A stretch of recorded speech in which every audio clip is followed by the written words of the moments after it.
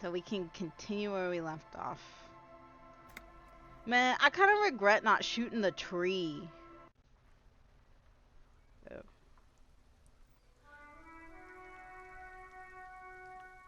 Whoa, do I have lag? Or is that just how it is? I don't remember. Huh, I gotta turn this down. There we go. Okay. Is this laggy? I can't tell. Or maybe the rain's messing me up. Okay, where have we gone? Oh wait, there was a whole bunch of people over here. You are short. A little choppy. I wonder what it is. Hold on, let me make sure.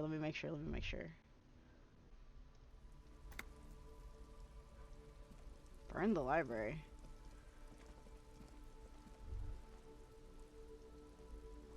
This book is titled Man from Whatever and the Wildfire. It's still choppy. What the heck?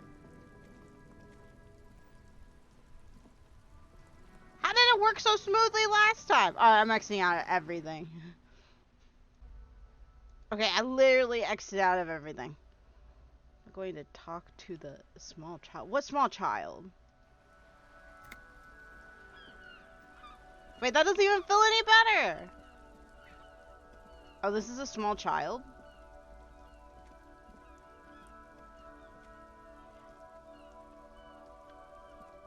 Hello, sir. Step right in. The store is open. Oh, did we not talk to her? I am the law. Hi. Are you interested in a new and exciting book? What kind of store is this anyways? Where's Mango? You need the tech store? Yeah, I know. Is it okay if I ask you some questions? Okay, sir. I'll try to answer any questions you have. Annette. I hope they're about books. What is your My name? name is Annette, sir. My mum, her name is Plaisance. She owns the store. Plaisance. She's inside minding the register or organising the stock. Dude, all the books are getting wet. The girl gazes at the window, then suddenly jolts her eyes wide as if recalling something. Feel free to step in and browse our wares. And you're standing out here in the cold because? I'm signalling that the store is open. Otherwise, people might not know. They'd miss out on the crime, romance, and biographies of famous people. Oh. Crime, romance, and biographies of famous people. I should have a word with the store owner. Such a good trooper you are. Already learning the value of hard work. Pat her head. I could help by brutally dismantling the free market. What? Oh no, sir. I'm happy to help Mum by luring in customers. Besides, I have some hot juice in my vacuum bottle to keep warm. Hot juice. Hey. I do my studies at home at the moment. I have to Look help at you Mum go. keep this place running. Isn't going to school more important than this? School's stupid. You're lucky not to be there. What's school anyways? Mum says it's necessary to do both because it builds character. Mum says a proper worker is dutiful. That's how you get ahead in life. You succeed. Okay. There is stress and unease behind these words. She's reciting etiquette. How's the business Mum going? says it's peachy. She was a little afraid at first. There's talk about this house being cursed. She looks over her shoulder. Behind her, the window has been boarded up. You sense the boards creaking, twisting for a second, and some kind of doubt in her tense shoulders.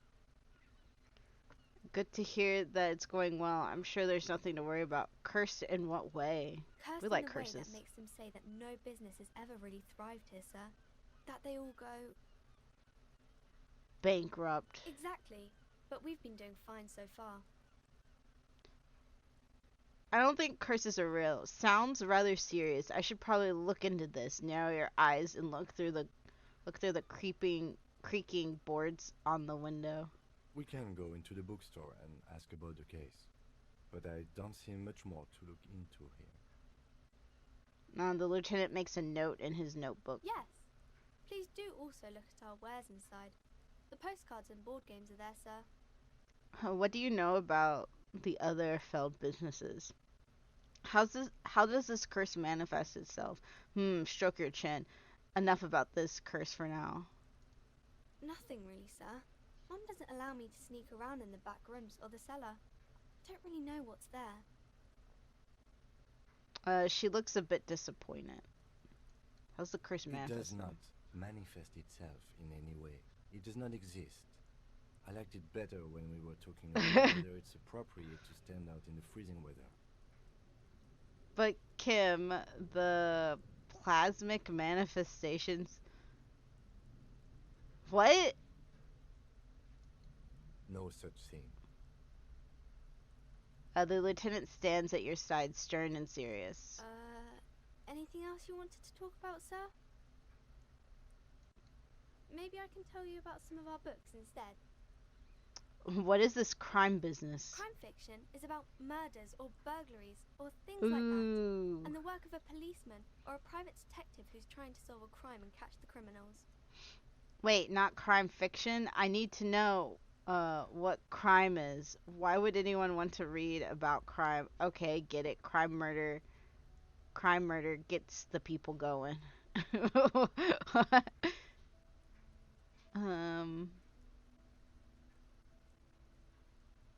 do this one.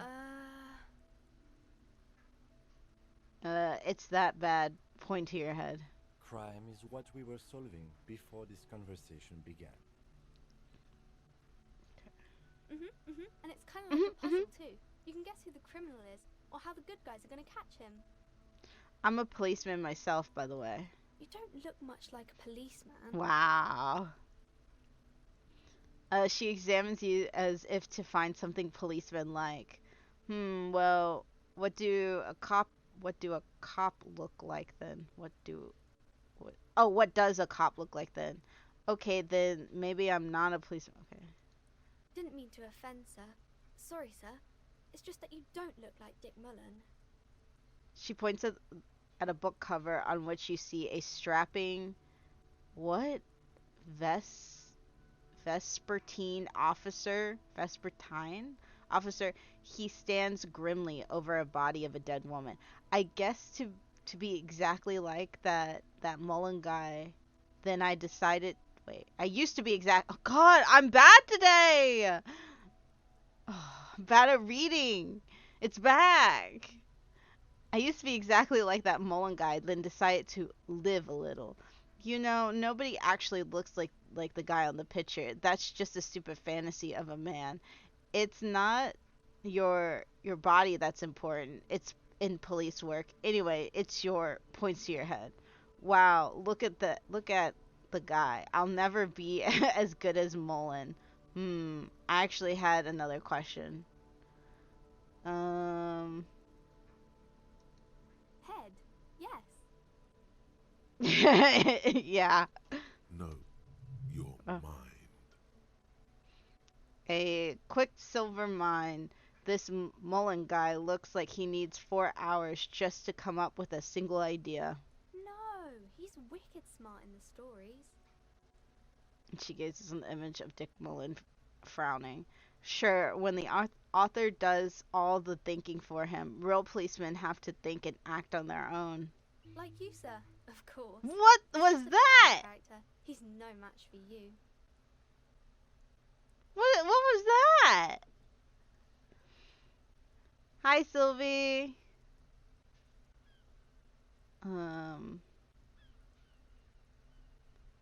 He's just a fictional character, don't mention Maybe you. you can show me some real police work, sir. Like in the books. Oh, okay, let's do it.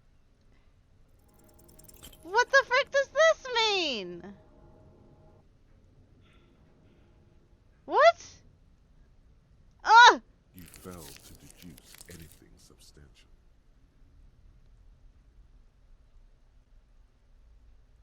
What the heck? Can I do it again? That was high. How did I fail that?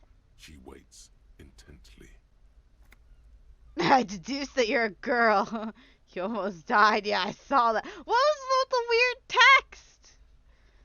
I'm a detective. I deduced that you're very small. Actually, I'm gonna say you're a girl.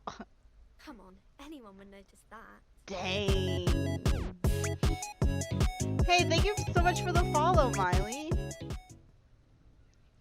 Tell me about the romance. It's the type of book where there's a rich lady and she has to choose between the good man and the bad man. She smiles at the thought, perhaps imagining herself in that situation. Hey, Miley, how's it going? Or there could be a story about a poor lady getting a rich man. It's about man and lady business, sir. Oh, you need to get the skill level before you can deduce again. Could be a story about a poor lady getting a rich man. It's about a man and lady business, sir. Okay. What about a poor man getting a rich lady? What about them, both of them, wait, what about when both of the men are bad? I thought it was when both of them are men. What about when everyone is poor? What about a book where the man and the lady, wait, the man and lady business doesn't This work right out here at is all? my favorite That's thing enough romance ever for me. in the history of forever. I'm gonna say I they're think both about this every poor. day. I think about this Yeah, all look at my night long. I cat. stay awake, not sleeping. Hey, it's because going I'm pretty thinking about good. this. It's just a chill Sunday, dude. I can't read today, so it's just gonna be a chill Sunday. I hope everyone's Sunday is going good too. It's not really a proper romance story. That's more like an everyday life. Sometimes you have to write about real stuff. Yeah, poor people are boring. I guess, yes. People in books are always very interesting, especially the romance people. Be a poor man getting a rich lady. I want to say this It one. happens, but usually the guy gets rich in the process, or should actually be rich himself, but has lost his family property unjustly, like during the revolution or something. I see. She's Those an are expert. unhappy books for most of the pages.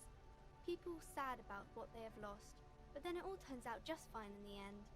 What if both the men are bad? These are not very common. You can't have a choice between bad and bad. Nobody wants to read a story like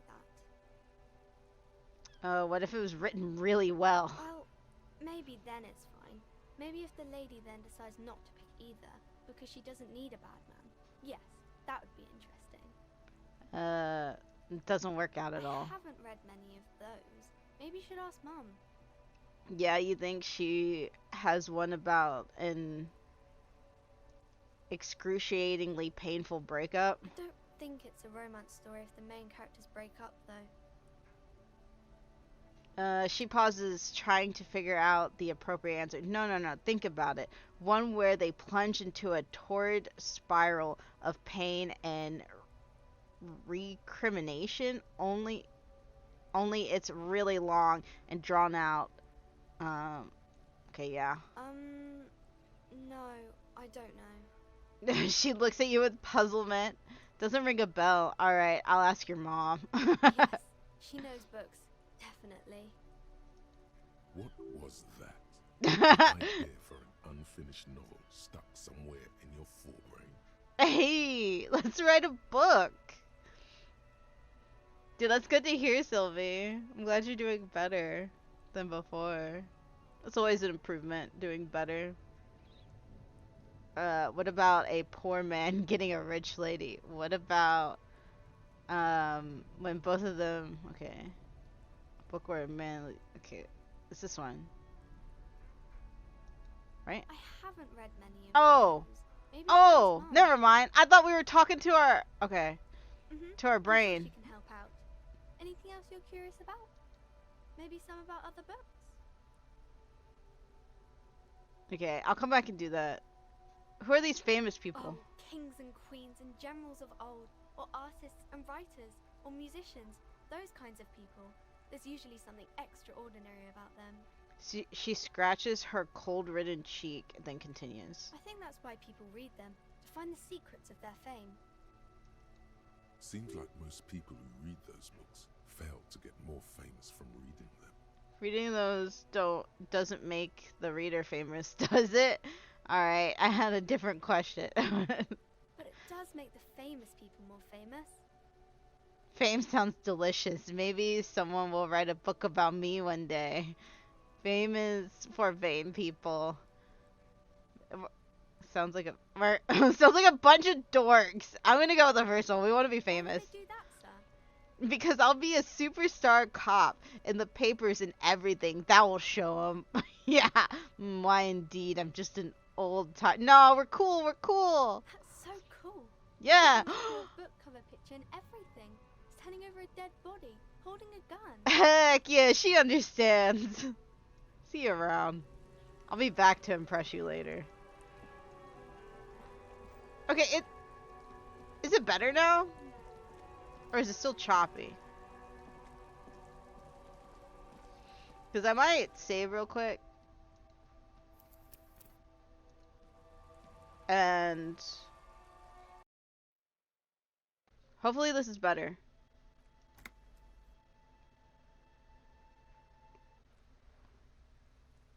Ooh. Is this better?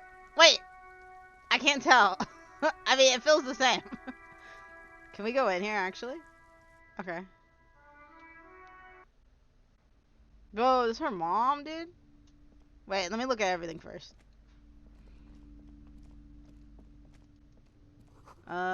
Gift books and molten candy?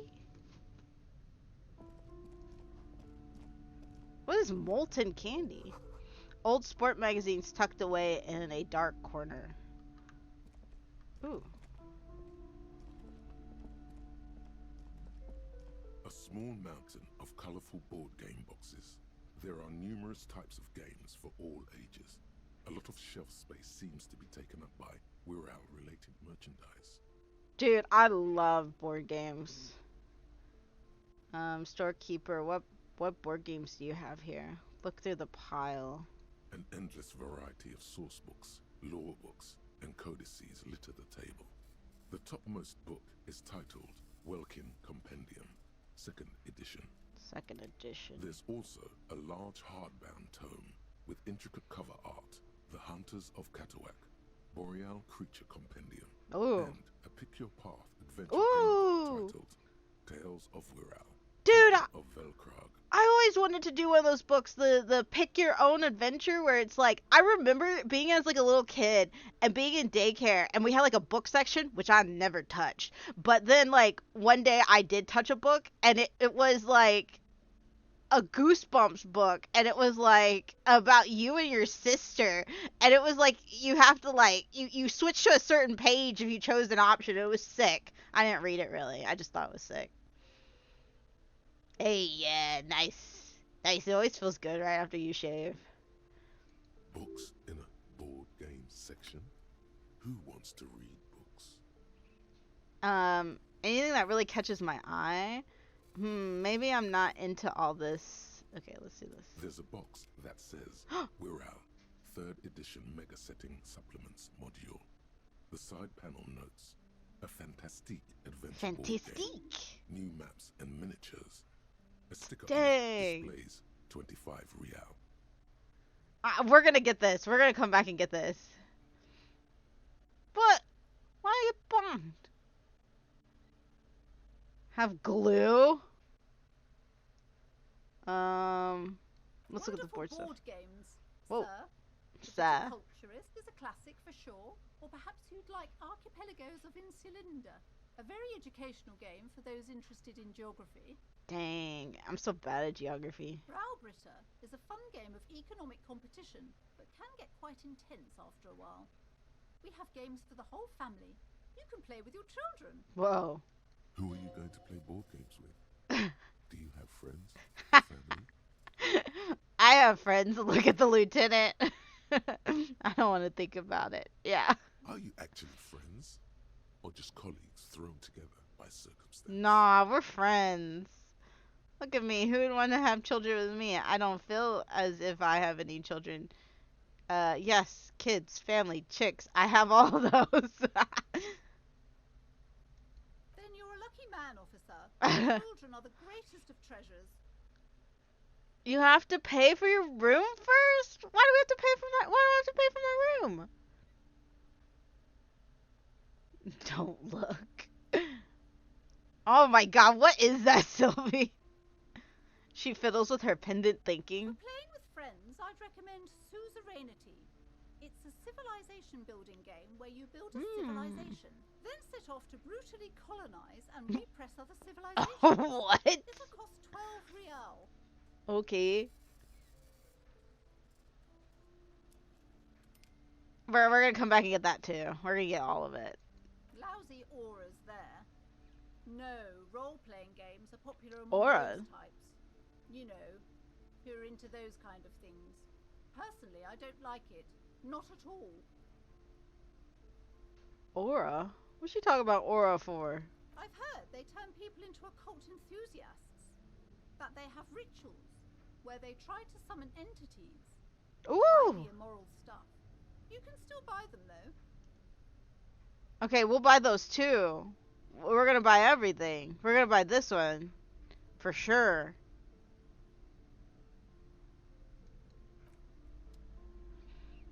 Jimmy for the dice or whatever, yeah. Okay, we're for sure going to get that. Screw paying off our room, dude. The display rack is brimming with worn paperbacks featuring an extremely muscular, sword-wielding barbarian on the cover. Nearly all the titles contain the word Hyundai. Oh, that's how you say it. Rows and rows of Hyundai men blur your vision. You make out some titles. Man from Hyundai and the Mammoth Riders. Man from Hyundai. Hyundai. To Hyundai. Hyundai. And the solipsistic Man from Hyundai and Hyundai. the Hyundai Man. And the Hyundai man. Oh, whoa! It's so good! I don't know if they're still here or not. That's so nice! Yeah, it looked so good, this sketch. I had no idea that was them. I had zero idea. But thank you for telling me. Dude, they're so good. They're so good at art. Holy crap. Maybe 100. Man from Hyundai and the sages at the end of the world.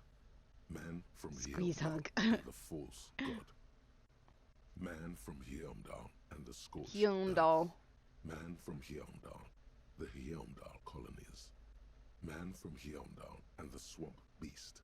Man from Hyundai and the snow crabs. Sick. Is that all? Not even close. Man from Dang! Hyundai in hell. Man from Hyundai and the forest of slaves. Man from Hyundai under the lake. Man from Hyundai, Hyundai burning. There's even the trial of death, a pastoral combat game book set in the world of Hyundai Man. And so Hyundai. much Oh my god. I'm sleepy. You should take a nap, Sylvie. You should just relax and take a little nap. Why are you selling me? Yeah, Miley's art is talented. Yeah, I love their art style. It's so cute. It's so cute. Once it's done, we should totally do a 24-hour Stardew stream. I'd be down to do a 12-hour. I don't know if I can do a 24-hour again. Sticky cat Brazil. Yeah. We're all sticky here. I'm gonna do this. Let's go. A twinge at the back of your head makes you flinch. Your eye starts twitching. Ugh, what Your was that? hand reaches toward a book with glossy cover art of the very muscular man from Hyundai in chains. No! Kneeling in front of a staircase leading to a throne. A woman sits on the throne. We like this. Glaring at the man. We like this. I showered not long ago. I already told you it's a stink you can't clean off. I'll suffer with you, amigo. It'll be great. Yeah, I'd be totally down to do a 12-hour. Totally down. I don't know if I can do another 24-hour. Unless I could sleep. And you guys could keep playing. Or we could put something else on. Dude, that messed me up. It messed up my sleep schedule so bad. She's laughing at him, belittling him. But Between the throne and the Hyamdalaman lies a bonfire, casting shadows on the wall. The shadow of the woman's headdress looks like a pair of devil horns. The title reads, Man from Hyamdal and the Devil Woman. Aren't all all women devil women? Dude, I kind of want to pick that. But I don't want to make my guy a misogynist or whatever it is. And I feel like you could. Interesting. The display rack before you Ooh. is burdened under piles of man We from can't even. Hyamdal. We're so broke. We gotta get more money. We gotta find it lying around. Tell me more about the Muscle Man book. Man from Hyamdal. A very popular series of adventure novels. They're awfully immoral and violent books.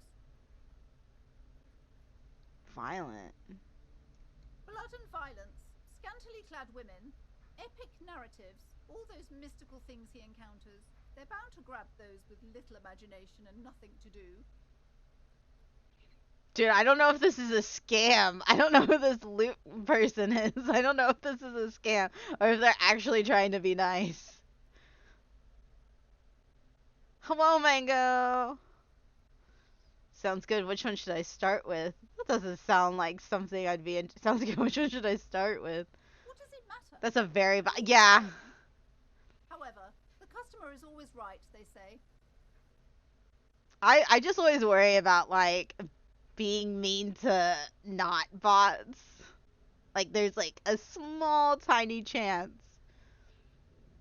that it could not be a bot. But yeah, it's very bot like.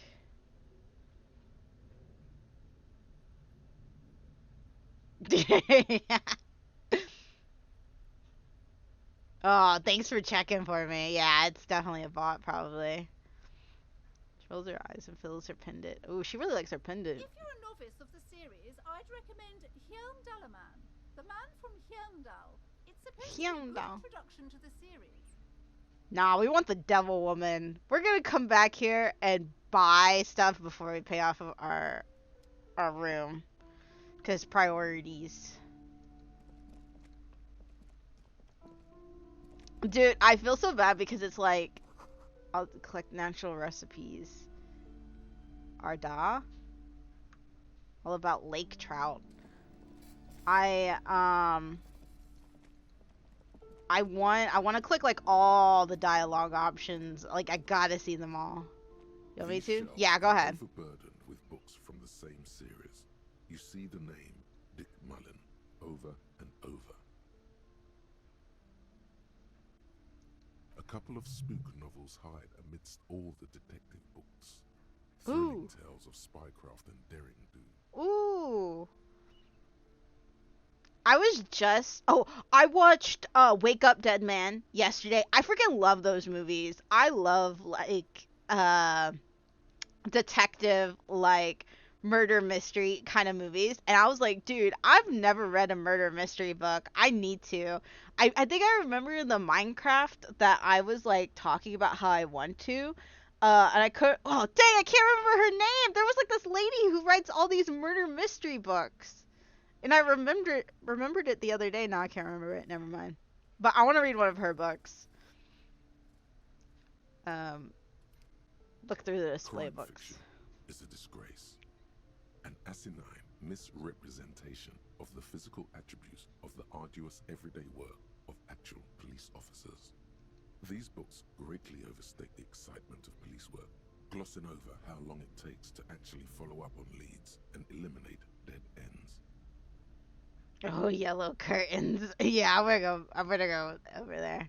What's more, they completely ignore the psychological hardships of year after year coming into contact with Dang. people during the worst days of their lives. Facts, dude. Not a single mention of all the stress this work creates upon the officer's family. Detective fiction just doesn't tell the truth at all. Now, would you like a list of all the books found on the shelf? Dude, I want to be a detective so bad, but I'd be so bad at it. You see, Dick Mullen on the job. Get me Mullen. The stalwart adventures of Richard P. Mullen, Whoa. Dick Mullen and the murder in the orchard. The sordid affair of Dick Mullen. A killing is declared. Dick Mullen in the murder house. The final case of Dick Mullen. An obvious lie. Dick Mullen in the clock tower. The ordeals of Dick Mullen. Dauntless Dick. Dick Mullen's funeral pyre. The murder of Dick Mullen. Dick Mullen dies? Turns out he faked it to solve the case. Yes, Anyway. there's also the dame who did it. Farewell, my Mullen. Faking death seems to be a common trope in the Mullen series. The morbid tales of Dick Mullen. A dark tide turns. I just realized these objects are talking to us. Tragedy calls for Dick Mullen. Another one with fake death. And, of course, Dick Mullen, the murderer. In order to catch a murderer, Dick Mullen must Become a murderer. After all this, you still haven't Ooh. found the answer to the one question that matters. Who is Dick Mullen? We're gonna do it. We're gonna do it. Come on. Ooh. Your quick eye notices a small caterpillar crawling across the spine of a book. The title reads, Dick Mullen and the Mistaken Identity.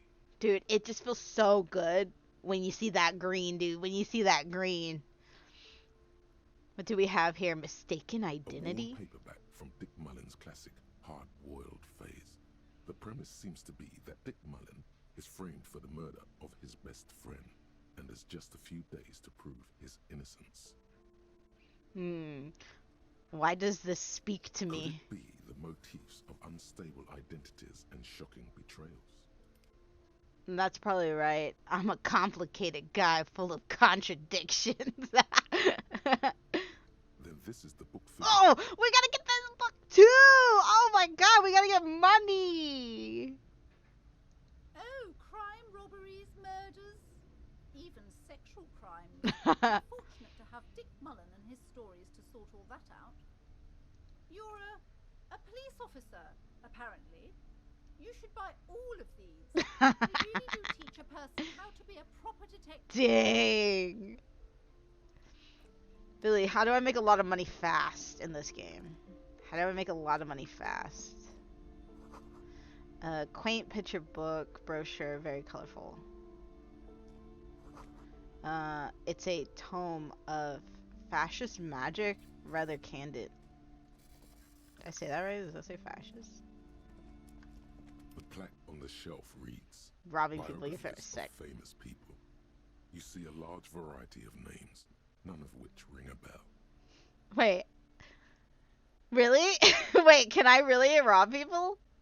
I mean, I think I did get the pickpocket trait, right?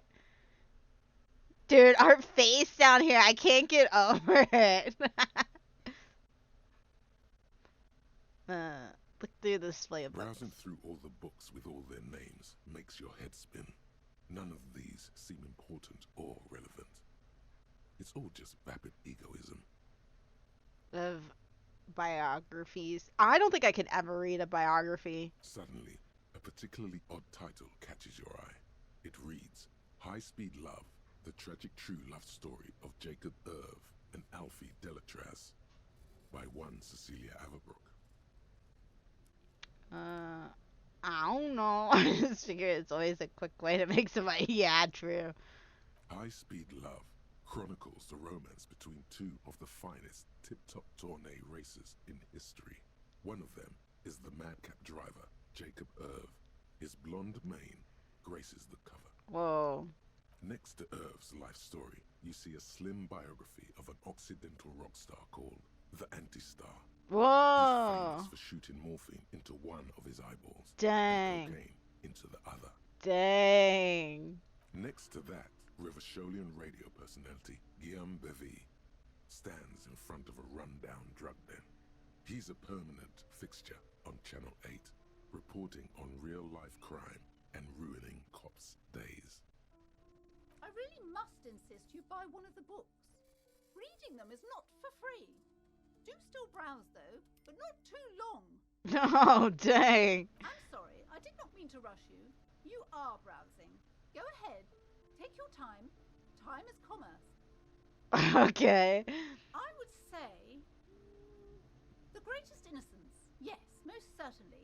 It's an important educational tool, delving into the depths of history, religion, and their relation to innocentic power. Who or what is an innocent? A very influential historical figure. But surely I don't have to tell you that. You're She a waves law her officer, hand. and law officers have at least some education. As if casting aside the thought. The book is also very daring. The author aims to re-examine the universal understandings of the innocentic system, creating a fresh vantage point and a shift in the tired order of things. I thought it was about which of these innocents is the coolest and greatest. Perhaps for a layman, deep analysis is necessary to peel back the multi-layered meanings. Do her words seem vague and abstract to you? So you recommend it? Certainly, it's prudent for a person to have at least an elementary understanding of history and society. Imagine the chaos we'd be in otherwise. You feel like you should get this one. Definitely. It's Oh, important somehow. okay. There's something personal inside.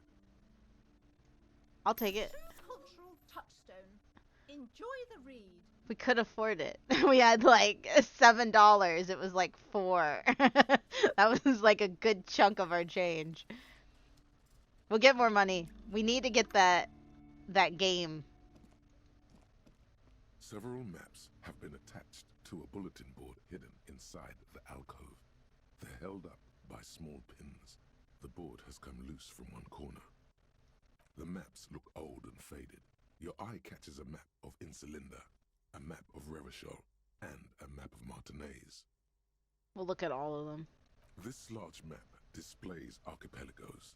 You see a constellation of small dots on the light blue emptiness of the Insulindic Ocean. The largest in the northeast is La Caillou. You are here.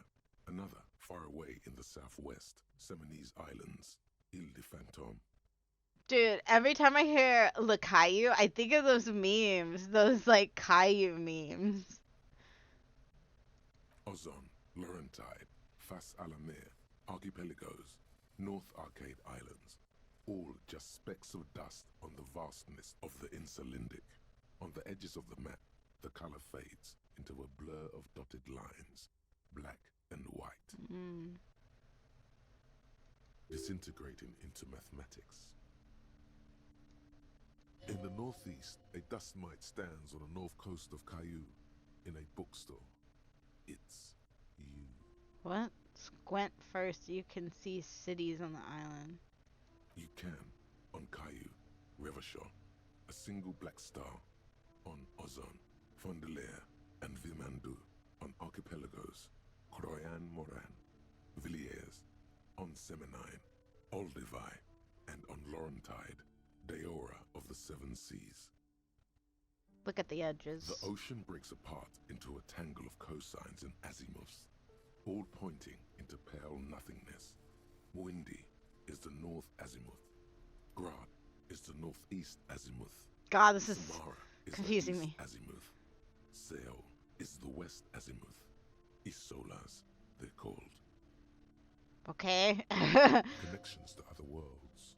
Worlds Oh. past the Insulindian. Okay. Unknown to you. You only know you've never been there. You have little idea what they are. Failure. Distant stars, Yay. gods. But looking at them makes you feel almost non-existent. Whatever they are, the Isolas are immeasurably large compared to you, and very, very far away. Okay. Perhaps they are gods. Gods of distance and outer dust. Impossible failure? Oh. Oh, Mango, how do you feel if we did a 12-hour stream? Of Stardew Valley. The north coast of a verdant island is shattered by the delta of a river. It is the River Esperance. Countless bridges put the shards back together, connecting city blocks to river islands. La Delta says a great artificial heart in the center, teeming with life forms and construction. Okay. To the east, rolling hillsides, Le Jardin, Stella Marie, the suburbs of Saint-Baptiste, swallowed up into the megacity. They sound rich to you. This is Rivershow East. I'm gonna be honest, this whole thing right here is like kind of just like going in and just going right back out. Like it is not sticking. I can't visualize it. It's too much information to process. Hudon, it's somewhere to live. Not bad. Then there's Jamrock. It's bad. People shouldn't live there, but they Okay, do. Jamrock bad. Then Forberg. It's almost as bad and much larger. Then Coal City. It's the worst. Okay, this I can remember because I remember people talking about Jamrock. Oh, they're from Jamrock. I mean, it sounds fun, yeah. And Martinez. It's so small you can't even see it on the map. No, wait. There it is. North of Jamrock. The strip of coast next to the Greater Rivershoal Industrial Harbour. It looks downright despondent. It's almost Coal City, to be honest. Okay, so Jamrock's bad. Faubourg, I don't even know if I'm saying that right, is not as bad as Jamrock, and then Coal City is like the worst, and Martinez is like just as bad as Coal City. It's not really a map. It's a tourist thing. A picture postcard with buildings on it, drawn from an isometric perspective. A date in the upper right corner says 48. Still, it's detailed. Could be pretty useful for scouting ahead. Ooh. You see the jagged boxes of an industrial harbour, even the whirling in rags there. Where can I buy these Sorry, maps? officer. The map of Martinez is the only one available. The other two are not for sale anymore. And besides, you could scarcely afford them. What? It's a map. How can you not afford a map? Quite valuable, though they might not look it. The map of Martinez is 90 cents, though. Whoa. It's been so cheap. You seem to underestimate my resources, but sure, okay. That old thing? It's an out-of-date map of a tourist location that never was nor came to be. From when some design studio people tried to spruce the place up 4 or 5 years ago, they also renovated the horse statue, set up those coin-operated viewers, and designed the new street lamps. They didn't get that far, for some reason. A shame the project never got going. Would be nice if someone fixed Martinez up. All these ruins are bad for business. let's try to steal it. Let's try to steal it. Despair creeps into you, What? getting fat on your weakness. Whatever noble intentions you once had as a police officer, What? it's eaten them all up now. There's nothing. There's nothing wrong with stealing now. I need it for business. Why am I slumped like that? No. You're cool. You're still cool. coming up with sentences.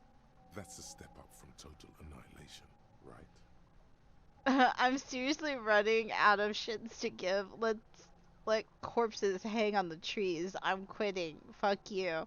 I've wasted my life protecting humans. They don't deserve it. I'm done. No one even likes cops. I wish I was effing dead. What?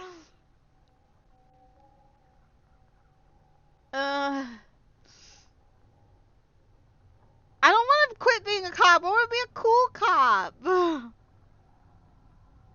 No one even likes cops anyways. I think you just died. Wait, I died?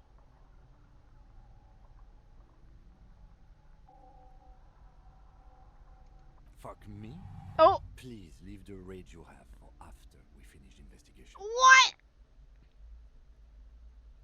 Oh, it's low. It's low. Okay, I can turn it up. I can turn it up.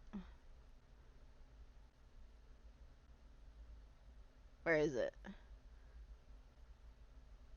Did I die for real? Tell me how this is whenever music starts. Nothing you can say would make you feel any better now. Cop gives up the detective genre for social realism. Another police officer resigned from the RCM following a nervous breakdown. He now lives under a bridge, drinking and occasionally throwing excrement at passers-by. That's pretty cool. I never loved that woman. When asked to comment, former colleagues objected to the theory that his psychological disintegration was precipitated by his wife leaving him. It's because the Furrows lost that match, said Captain Ptolemy Price, once the man's superior officer. It's because he couldn't get a big gun from acquisitions, and anyway, police work really burns you out after a while. Satellite officer Jean-Vic Mayer, the deranged former cop's partner, commented. Sergeant Matt Torson, another former colleague, did not propose any theories, merely saying, whatever happened to him wasn't about birds. He got fucked, that's all. Return to monkey. What the heck? How did I die? I saved outside. I'm gonna speed through the dialogue. Dang, I'm not gonna have like all my decisions. You felt you got a stress point. Okay, can I give myself... I can't have more morale. I'm out of morale. I'll go back in there. Wait.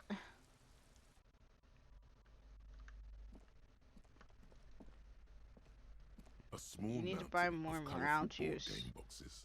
There are numerous types and endless. There's also books in a board game section. There's a box that says, okay, we want to buy Morale, this. 3rd edition mega setting supplements module. The side panel note. Wonderful Browbrit. Who are you going to play board games with? I have Are you actually friends. friends? Or just colleagues thrown together Yes. by circumstance? Then you're a lucky. For playing with friends, I'd recommend Suzerain. Lousy or I've heard they turn people into a. Okay. And I'm going to save. Told you. I did. I didn't think I was gonna die in a bookstore, okay? Okay, molten candy. Okay. This we have to find the book because we want to buy that book. Brimming with worn paperback, rows and rows. The display rack before you is burdened under piles of Man from Come on. Down novels. Nothing of interest. Dang. Only silence. We'll come back. and We'll the come back. cosmic background. Oh, blood and violence. What does it matter? If you're a novice of the series, I'd recommend Hyundai. Rows and rows of maybe 100. Man, not even close. Man from Hyundai in hell. Okay, we'll come back and do Man that. from We'll just get all these dialogue out of the way. Did we already look over here? Did we look over here? Okay, yeah.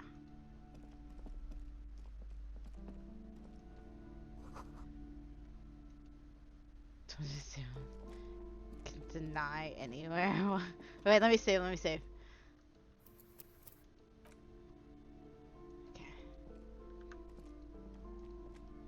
What's this? Oh, is that in the back room?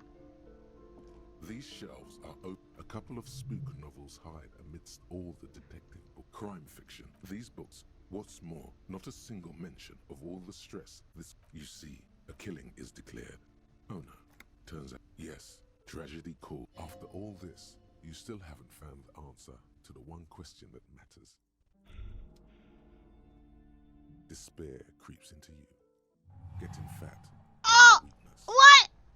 You're still coming up with sentences. That's. Oh my god! What the heck? I need juice! I need juice! I'm gonna leave. This bookstore is killing me left and right. What the heck? I need to go. They know I can't read. I'm leaving.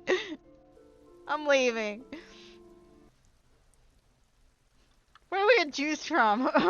How do we live?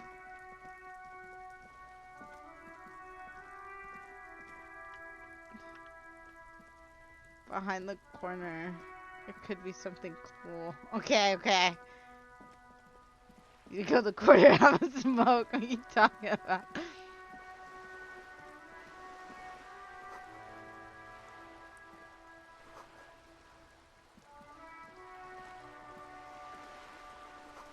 Ad reads broken windows. Tibbs has windows. Ooh, anything in here? Oh, curtain. Bag in your hand. Perhaps you can collect these bottles and sell them. Ooh. Oh, curtain. Curtain. Curtain. Quarter. They know. That's why they kicked me out. That's why I keep dying in here. I can't read. Okay, I'll go on the curtain. I better not die. Let me save.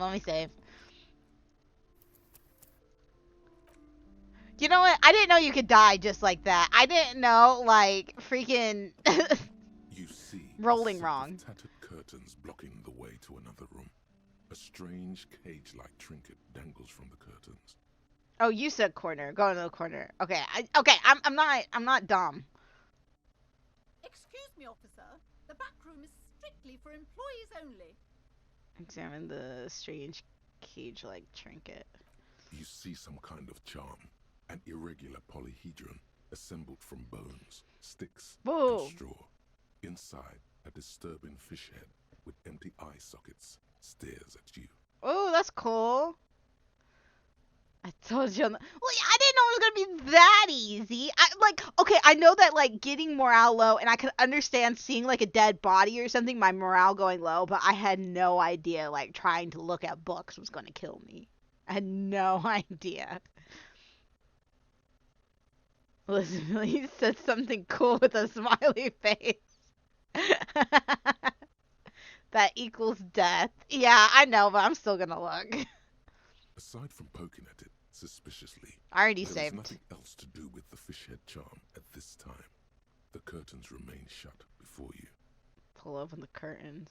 Just as you're about to pull apart the curtains, the petrified voice of the shop owner cries out once more. Sir, don't touch that. I told you it's off limits for the customers. Her hand closes around her pendant and her fingers nervously play with the talisman. Yeah. Parapsychologically speaking, we're done if you decide to open them. I won't be held responsible for the consequences. It's too dangerous. She looks away, mumbling. Why is everyone always messing with the curtains? Why can't they just buy books like normal Like normal people.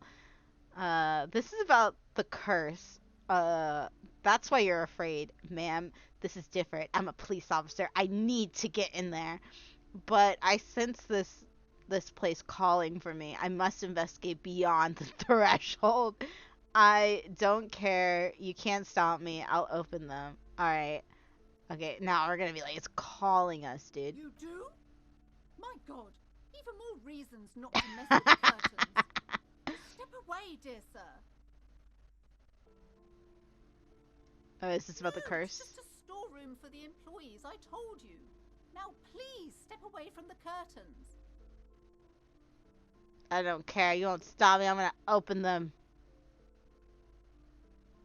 Oh, wait. I need to get in there. It's not like anyone was killed there. She stops abruptly as her hand flies over her mouth, baffled by her own bluntness. I'm sorry, I don't mean to be so impolite. Just please don't go there. I can't allow that. You'll only make things worse and unleash the powers. The The powers. curtains do seem frail suddenly, not robust enough to contain a slippery darkness.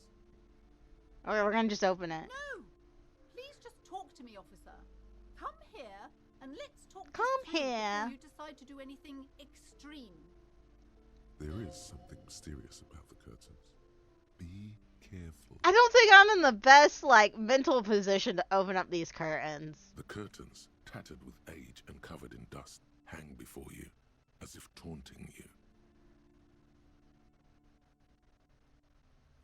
I'm falling apart for real. Don't ask questions. Just do it. You see a dimly lit room full of dusty furniture and trash. A doorway stands in the back, covered in dozens of scary little cage-like trinkets, your shadow looming over it like an omen. I warned you. You're unleashing forces beyond your understanding. End. Last time I saw an end, I was dead.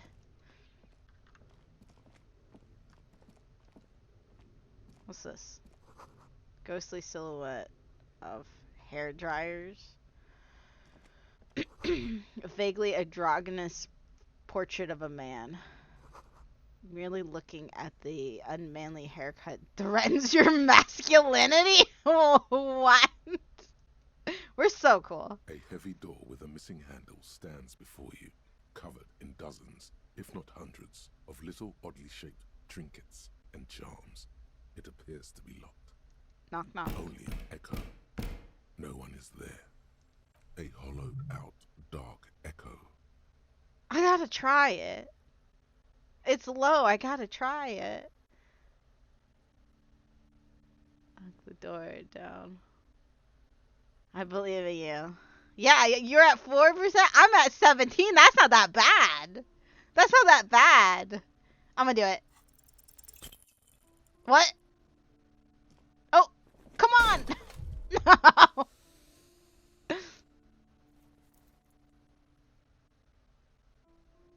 Ow. Medium success.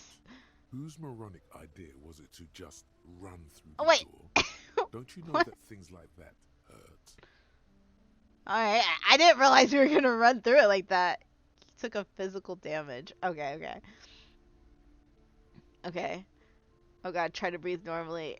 This really wasn't the best idea. I deserve this. My body deserves to suffer for being this weak and disappointing. Is that blood I'm seeing? Rub your forehead. Please don't cry. Please don't cry. Slap your face. I don't want anyone to see me cry. But at least you don't die. Yeah. We have a charge.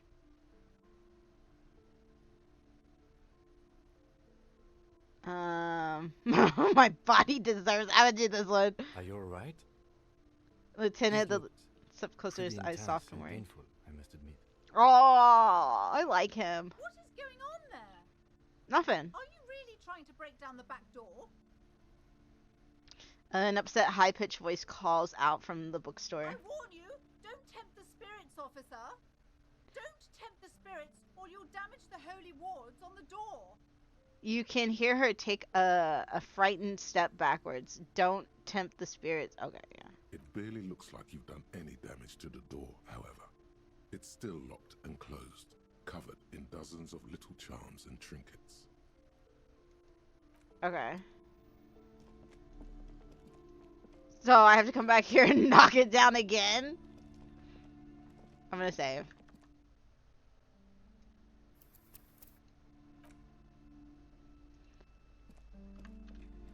Okay, let's try to get these books again. Let's try to get these books again.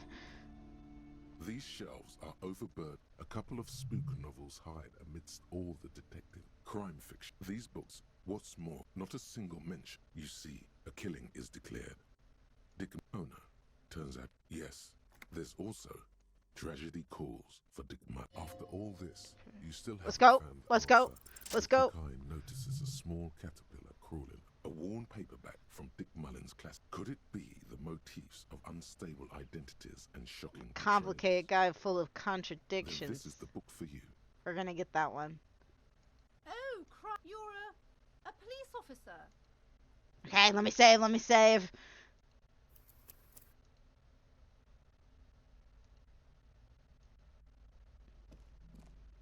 Is this how it's going to be for the rest of my life in this game? I'm just gonna save after everything.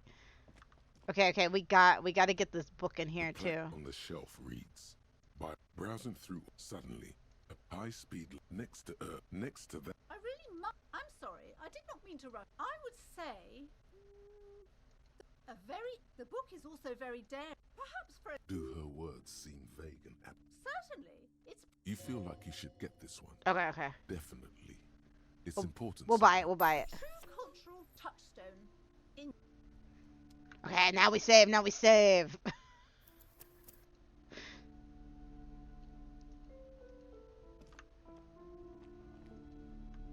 Is it because we Several maps failed have been attached the to stealing? book. The maps look old and faded. This large map, Ozon, disintegrating into mathematics. In the northeast, you can. The ocean connection star. You have little, perhaps they are gods. Gods of the north coast to the east, Huron. It's so small you can't even see it on the map. It's not really a still. It's detailed. I'm sorry, officer. They're quite valuable, though they might not look it. The map of Mars, that old thing, from when some design, they didn't get that far. For some reason. A shame, the project never got going. Would be nice if someone fixed Martinez up. All these ruins are bad for business. Should I do it? Should I try again?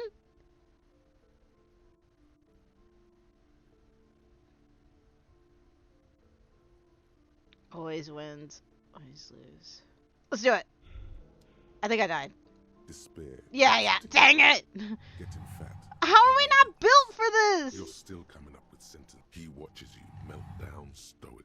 Okay, Nothing you can say. Your cup alright. gives up to the- Alright. We'll be back to steal that.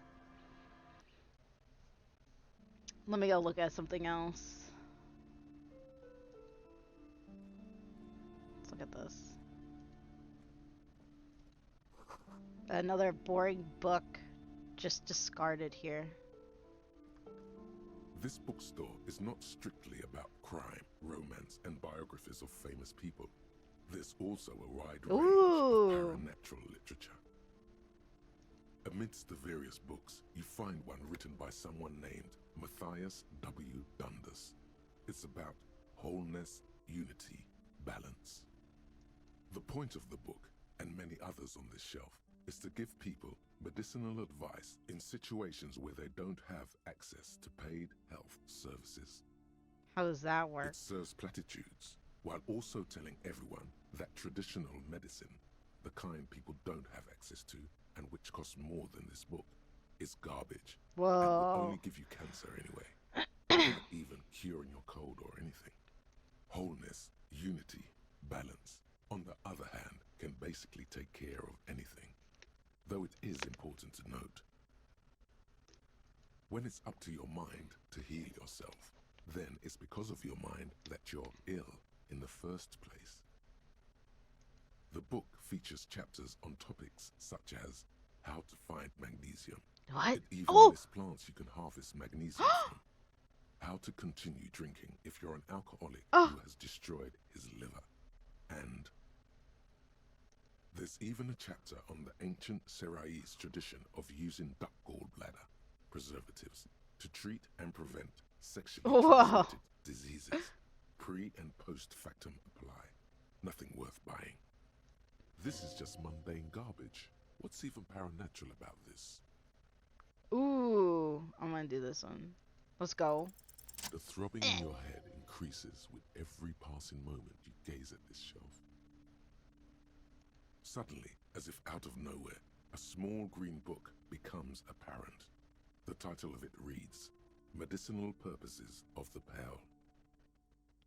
What is the pale? The book contains very little explanation on the matter. This knowledge seems to be taken for granted. What is this book about? The book contains descriptions of various pseudoscientific therapies, alternative medicines, and folk remedies involving the pearl, also known as le territoire. For example, it recommends vigorously swatting one's naked body with a venom or hand broom made from the leafy twigs of a young birch tree from the near pearl. This sounds It invigorating. is, and good for the circulation too. Are you getting more wrinklies? But I don't know. I don't feel anymore. I don't feel it.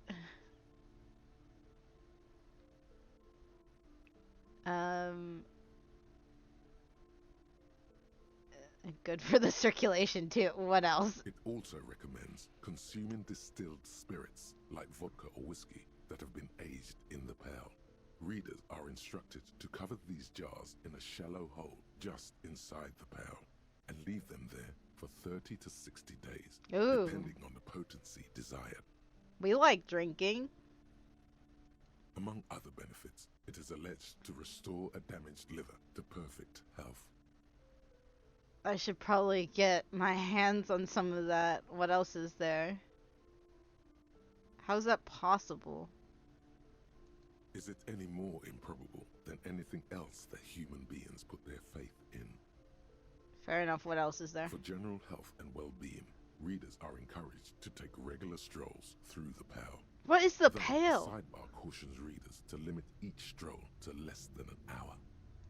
These strolls promise to cleanse the mind of worries and the body of toxins, especially if the perambulator performs this ritual in the nude. Nudity figures prominently in a number of these prescriptions.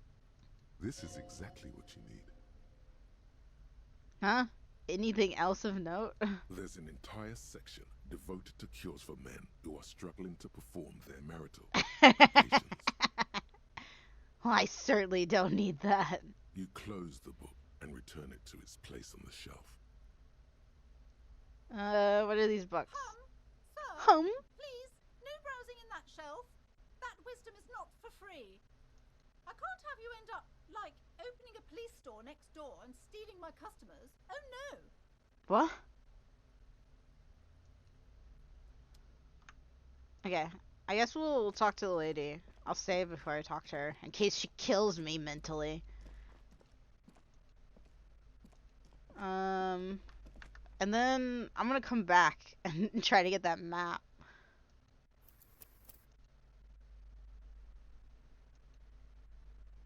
And You've bust hurt down that door yourself again. now. I told you not to mess around back there. What are you even trying to accomplish, you fool? Nothing. I'm just terribly clumsy sometimes. Sorry. Rubs your aching forehead. I thought it was obvious. I tried to smash through your door by using pure physical force. I need to know what secret lies beyond the door. It's part of a spiritual quest. Well, You're lie. only making things worse. Stop it. Be compelled to look at the books. Go to them. Your daughter's the one who's standing outside the store, right? Annette, yes, my daughter. I hope she wasn't slacking off again with her nose in science fiction. Nah. Tell me, was she at her post doing her job like a proper girl? No, she was definitely slacking off. Wonderful. Did you talk to her? Yes. Great. On a scale of 1 to 10, how compelled were you to buy books after talking with her? 5 felt... I felt some interest. I'm not gonna grade a human being. I don't do that. I'm gonna say 10. My precious, her dedication brings joy to my heart. If you have children, I hope they turn out as great as my Annette. The way you're handling her strikes me as wrong. Annette is quite the trooper. She's a great value add. I'm here to dismantle the free market and abolish child labor. Okay, let's change the subject. I'm worried that she's not gonna talk to me anymore if I do this one. This one's funny. I'm gonna say it feels Mind wrong. you're in business, sir. In our society, people don't get to tell each other how to raise their children. I'm gonna It's do none this. of your or anyone's business. You must be kidding. There's nothing like that happening. Depends on how much you pay the child. Good, sir. What does a young child do with money anyway? No, I save it for her as a fund. She's securing her financial future out there. Oh, I guess I was mistaken. Indeed. Are we done with the jokes now? Her voice is decisive as and sharp as a knife. Yes, we've had quite enough fun here. Right. The lieutenant taps his foot. The woman before you scans the store, her shoulders rigid and tense. Every now and then, she nudges her glasses. The girl also mentioned that this place is cursed. Cursed? Who said that? Annette? I will have a word with her. This place is not cursed. It has a robustly magnetic energy. Good for commercial activity. Business is thriving, sir. What if I want to buy a book? Goodness, you were already doing good, browsing the shelves. Why'd you stop? Don't you feel compelled? Go, go. Get back there. The books await you. So what types of books do you have? Everything is on the shelves. Take a look yourself. The shelves compel you, don't they? What the heck? What kind of curse did she put on She here? smiles and nods, seemingly relieved. Alright, later. Alright, we're gonna go get some health and come back. We gotta get health and we gotta get money. That's the most important thing. Oh, yeah, yeah, yeah. Caps lock. We run. Ooh, what's this? This coin-operated viewer is facing southwest. Its coin slot is full of fossilized bubblegum, rendering the machine Aww. permanently inaccessible. Poor viewer, The padded. metal feels cold and wet under your palm. It looks unhygienic. Look inside. A thick layer of graffito covers the lenses. You spell out the word Onug written on the other side, with N and C scribbled backwards. Shift your focus to the background. Under the graffito, a sea of blues and greys appear. Behind the water lies a coast studded with concrete and reeds. On it, a church on stilts. Lanky, weather-worn wooden planks. An X-shaped cross topping its tower. I love the sound of the narrator. Good voice. Yeah, it's a nice voice. The church looks old and weather-worn. There are no lights in the windows. Around the large wooden building, you see chunks of sea ice gathered on the beach, and a small tent set up on the ice. Vandalism, shake your head. Probably some kids. The lieutenant inspects the rig slot. A simple but clever solution to ruin in a coin-operated viewer. It took ingenuity.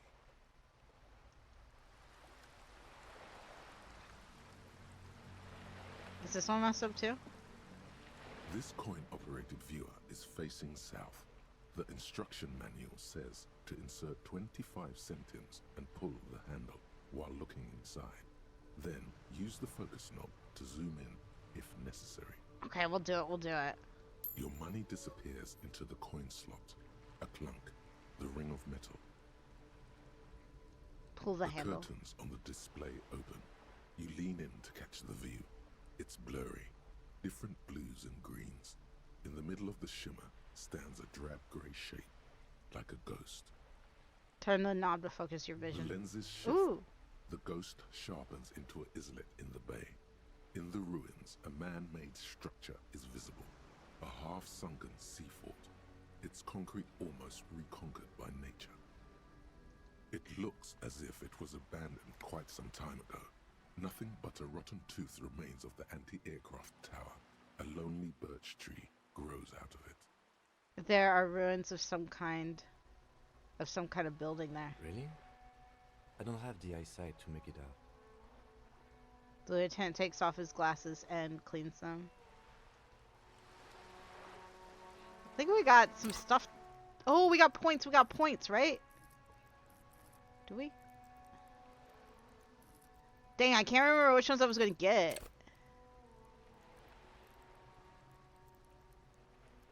Experience. Oh! So we're at 55 out of 100, so we need... Yeah, we can't level up. Can we look at this book we got?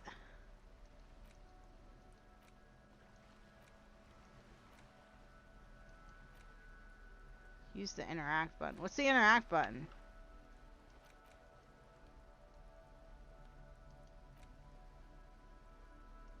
Did you ever climb the ladder? Don't have any points to put in. The one with the tree? No. We're too chunky. Oh, the ladder and the thing? No, I haven't. Yeah, in the shed? No, I haven't. A lonely core, I don't know, surveys the sea, indifference to your approach. Dude, that's a chill bird.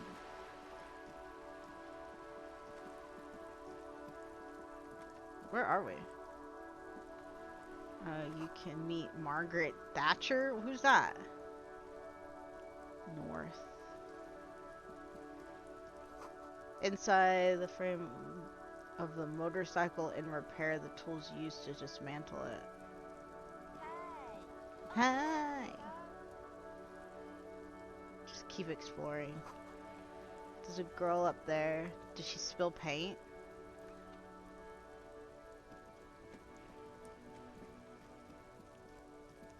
This is a wall on the side of an apartment building. Oh god. I'm too low for this. Oh! Yes! Yes. Let's go.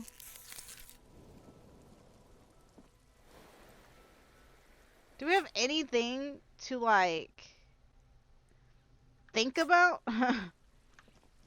Why are these words jumbled? Garden hose. This won't be of use until the snow melts. Balcony with a view in the yard and the hanging. It's been a week and now they show up? Smoker could be a witness. You need to talk to him. She got the corner smoke. Yeah.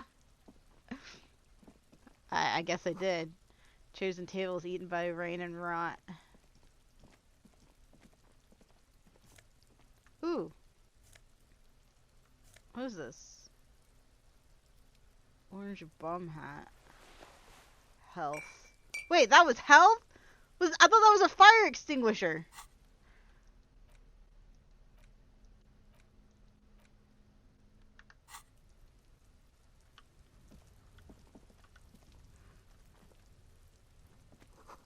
These barrels are half full of rainwater.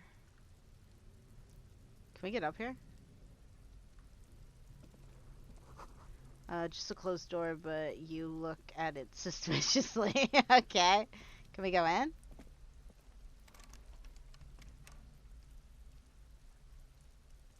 I'm guessing it's locked. Okay.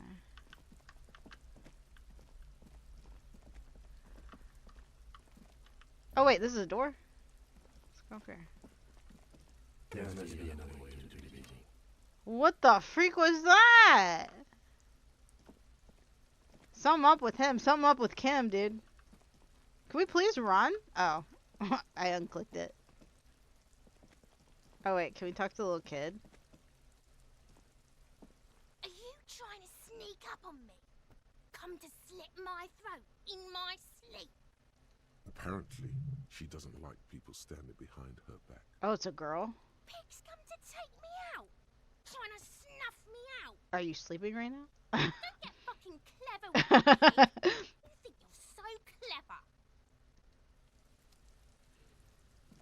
There's garbage everywhere. I want to pick it up. Where can I get a bag? Is this a bag? Oh no.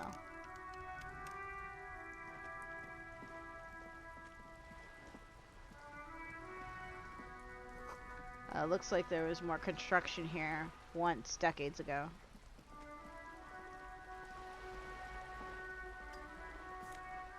Ooh.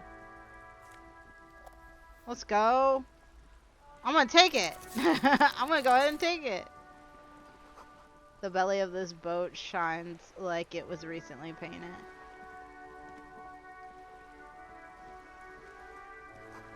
Docking reserved for residents of Rue de Saint whatever. Oh, there's a man here. Your room in the withering isn't, or whirling isn't much bigger than this sloop. This is worth more than you'll ever earn in your life, than all your life. Hello? A striking woman leans Oh, it's a lady. against the cabin top of her sailing boat, smiling as you approach. Her green raincoat glistens with droplets. A silk scarf is tied around her throat. Sick. Good afternoon, officers. I'm Joyce. She extends her hand in greeting. I like that she knows that we're cops. Joyce L. Messier. I represent the board of Wild Pines, the owners of the harbour. You gentlemen must be from the RCM. She steps closer and holds out her hand over the railing. Joyce L. What does L stand for? What exactly is the RCM? I remember hearing it somewhere. That's stupid. I remember. What gave us away? Shake her hand. Beaton, my maiden name. Her bony hand dangles from the sleeve of her oversized raincoat. Shake her hand. I'm glad to see you here. Her grip is tight and cold. Dude, my hands are cold right now. Like steel, there is strength there. If she wanted, she could sink her nails deep into your skin. Okay. I was dispatched to handle a strike, not a lynching. Anything I can do to assist the RCM in this matter, I will, gladly. That is good to hear, madame.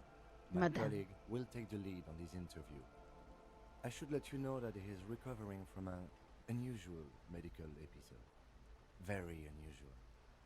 But I can assure you of his ultimate competency. It happens quicker than a shooting star. But did the lieutenant just wink at you? He winked at us. How interesting. I wish you a swift recovery. In the meanwhile, you have my full cooperation, and the full cooperation of the Wild Pines group. You're on a boat. Tell me about Wild Pines. What do you do? Do you know something about these tattoos? Ooh, there's so much we can do. I'm gonna say you're on a boat. Why, yes I am. Oh, that's it? She looks at the dock under her feet. Green and white cells flutter overhead. Not a lot of people on boats there. On boats, are there? Does it have a name? Of course there are. We're on an archipelago. How else are you supposed to get around? Or archipelago? What do you mean, archipelago? Yes, we are. We are on Le Caillou. Caillou. I thought we were in. Oh my god. We are. And the city of Revachol is on the island of Le Caillou. Okay, okay.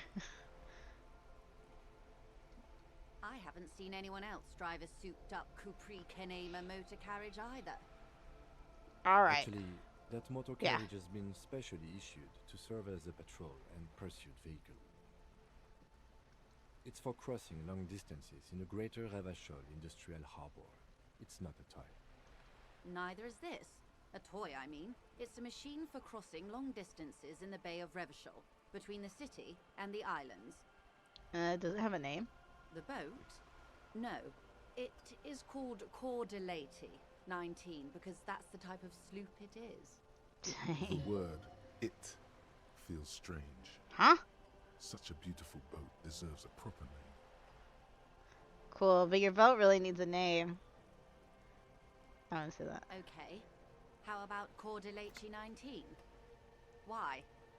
She taps on the side of the boat. It makes a hollow sound. Because it was manufactured in Revachol East by a company called Cordelati, and its hull is 19 paces long. How about the sleek fish? How about Dolores? I'm gonna say sleek fish. What? Because it's sleek and I fish-like. think I'll stick with the factory name, but thank you. Okay. But what kind of boat is it? I don't care about her boat anymore. My sloop? I like it a lot. Oops. It's the eel's hips, baby. What?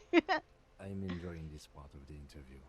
It has so little to do with the murder we investigate. I really do, the lieutenant thinks. Is she thrown off yet? He's looking at the woman, assessing her. Ooh. Do you have a license for the boat? Officer, I assure you I'm a highly qualified pleasure craft operator. The crowns of her teeth are porcelain, white as the boat's hull as she smiles. Her nonchalance might be related to something called the Wayfarer Act, a law that says she doesn't need a license. Oh. Sly Fox, you're not aggressive enough to harass her further on this. Good. Tell me about Wild Pines. What do you do? What we do. I'm afraid I don't speak for Wild Pines as a whole. It's a giant undertaking. So, what do they do? She nods. Oops, I didn't mean to pick that one. What we do, the Pines' core competency, is logistics. Container shipping, freight, that sort of thing. See those airships there, blinking? Those are the shipping side of things. Okay. And that is the terminal. Another subdivision deals with energy, oil and gas exploration, offshore platforms. How much money does Wild Pines have? I'm not at liberty to discuss the company balance sheet, but I can tell you that last year, the company booked more than 20 billion real in revenue. Real. What exactly is a billion? Wow. That's it. I thought Pines was supposed to be big time. Numbers like that mean nothing to me. The money I owe is so much less than that. Um, a billion's a lot, right? Than 20 billion.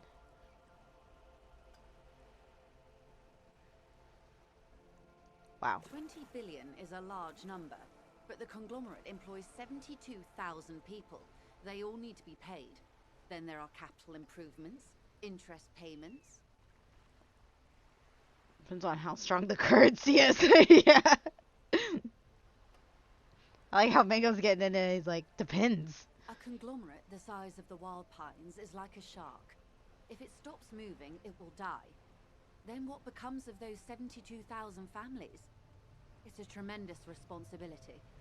Dude, every time there's dialogue, I stick my hands into like my sleeves because they're cold, and then like I have to pull them back out to click. They started as an exploration and cargo fleet conducting trade between the Samaran and Insulindian Easterlers 250 years ago, when pine ships explored the South Seminese and charted Lormantang on behalf of What the the suzerain. heck? The suzerain? Centuries of care, deliberation, and madness have gone into this endeavor. Vessels pass through the great unrest to re-emerge with apricots in tow. Apricots. The logic of the system is totalizing.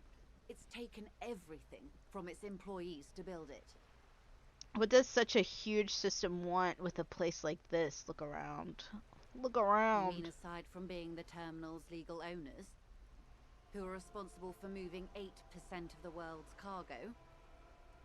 8% of all cargo in the world? That's quite an endeavor. You don't keep it moving. The workers do. The company is nothing without them. That's all I needed to know. There are no minor cogs in the system. Each terminal must be accounted for, lest the entire Hey, thank you for the system alert. break. Every hiccup in such a system means thousands lose their jobs, the world over. I'm here to assure that doesn't happen.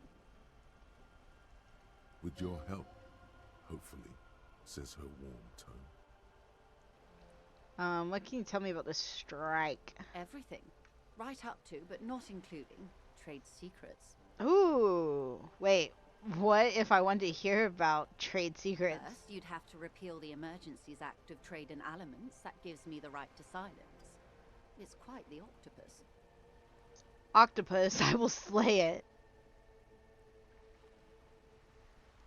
Good luck is only kept in place by the vested interests of half the civilized world, including your own. What the ma'am means is that the Emergencies Act and the RCM both get their authority from the coalition government. Okay. But I am derailing us. You wanted to know about the strike. Wait, I want to First, ask you'd how have do to I repeal the how do I emergency repeal it then? by throwing off half a century of foreign domination under the coalition. Unfortunately for you, the coalition also leases you the right to police West Revachol. But I am derailing us. You wanted to know about the strike. What's your role in this I precisely? believe the official title is Senior Labor Negotiator. In Labor. practice, I'm a grocery clerk. I relay the union's demands to Wild Pines and return with Wild Pines' counteroffer. And how are the talks going? They're not. That's the problem. The union stopped all negotiations a week ago, after that awful lynching took place. Wait, she just admitted that the lynching and the strike are connected. Oh. We're a good detective. Now they won't even let me into the harbour. There's a 2-meter 20 racist behemoth blocking the gates. So the strike is connected to the lynching. Yes, I believe there is a connection, but that's a subject for later. What? Her eyes narrow. Tell us more about this behemoth. What can I say? The union employs a giant covered in tattoos. A racist giant. I guess that's part of their big tent organization now. How are the talks going before the lynching? Let's say I was not making the kind of progress I'd hoped for when I first arrived. And when did you first arrive? I arrived 3 weeks ago. Yes, in the middle of February. The bay was still partially frozen then. I prefer to do these things on site, like the RCM. So are we in March? But the strike began in December. He looks at his I notes. wasn't the original negotiator here. I took over after Mr. Gaumont hit a wall with Mr. Clare, the union boss. Mr. Clare refused to speak with Gaumont despite concessions he'd granted the union in prior negotiations. This isn't the first time the union has gone on strike. Heavens no. There have been 2 prior strikes. Both times the union won significant concessions, including overtime pay and a medical plan. This time their demands are more, I guess you could say, aggressive. What are their demands? There are leaflets everywhere and banners. What did they say again? Oh yes. Every worker, a member of the board. What? Oh, I don't know what to think about that. Over. Oh my god. Seems like I have no idea. Seems like they have no idea, but forget it. I wanted to ask you. I don't know what to think about that. Fortunately, they explained it. Every time the Wild Pines group makes a decision about anything, it needs the signature of each of the 2,200 workers in its Martinez terminal. That's kind of crazy. That's kind of a lot. Just so you understand, this is but one of 22 terminals owned by Wild Pines. Essentially, not only are they kings of the company, they are also kings of the 72,000 employees of Wild Pines Group. It's pretty funny, I have to admit. The workers can't be kings. The king is king. The king is dead. Long live the workers. What are you gonna do? I'm not sure. Naturally, I assume that was just their opening position. A hard-nosed tactic with a side of mockery. But there's been no follow-up, just the same nonsensical slogan repeated over and over again. So they want everyone. So like 72,000 people to be in agreement with something. And now, That's kind of they're crazy. getting lynched, I hear. Behind the whirling in rags, a disastrous situation if there ever was one. Excuse me, from whom did you hear about this lynching? The lieutenant looks up from his notes. I first heard it from the boyar at the gates. Boya. The one whose very name advertises his aversion to work. I think he said it was, "Call me Manana." Dude, I'm so yawny. Manana. This checks out. Mr. Clare told him to, how did he put it? She pauses to compose herself. Fuck off, midget. Oh. Gaumont is short of stature, you see. Oh my god. Rude, dude. Okay then. Not cool. Oh my god, should I say cool? Oh my god. Cool. Not cool. Dude, I gotta always say cool because it's funny. It's a funny response.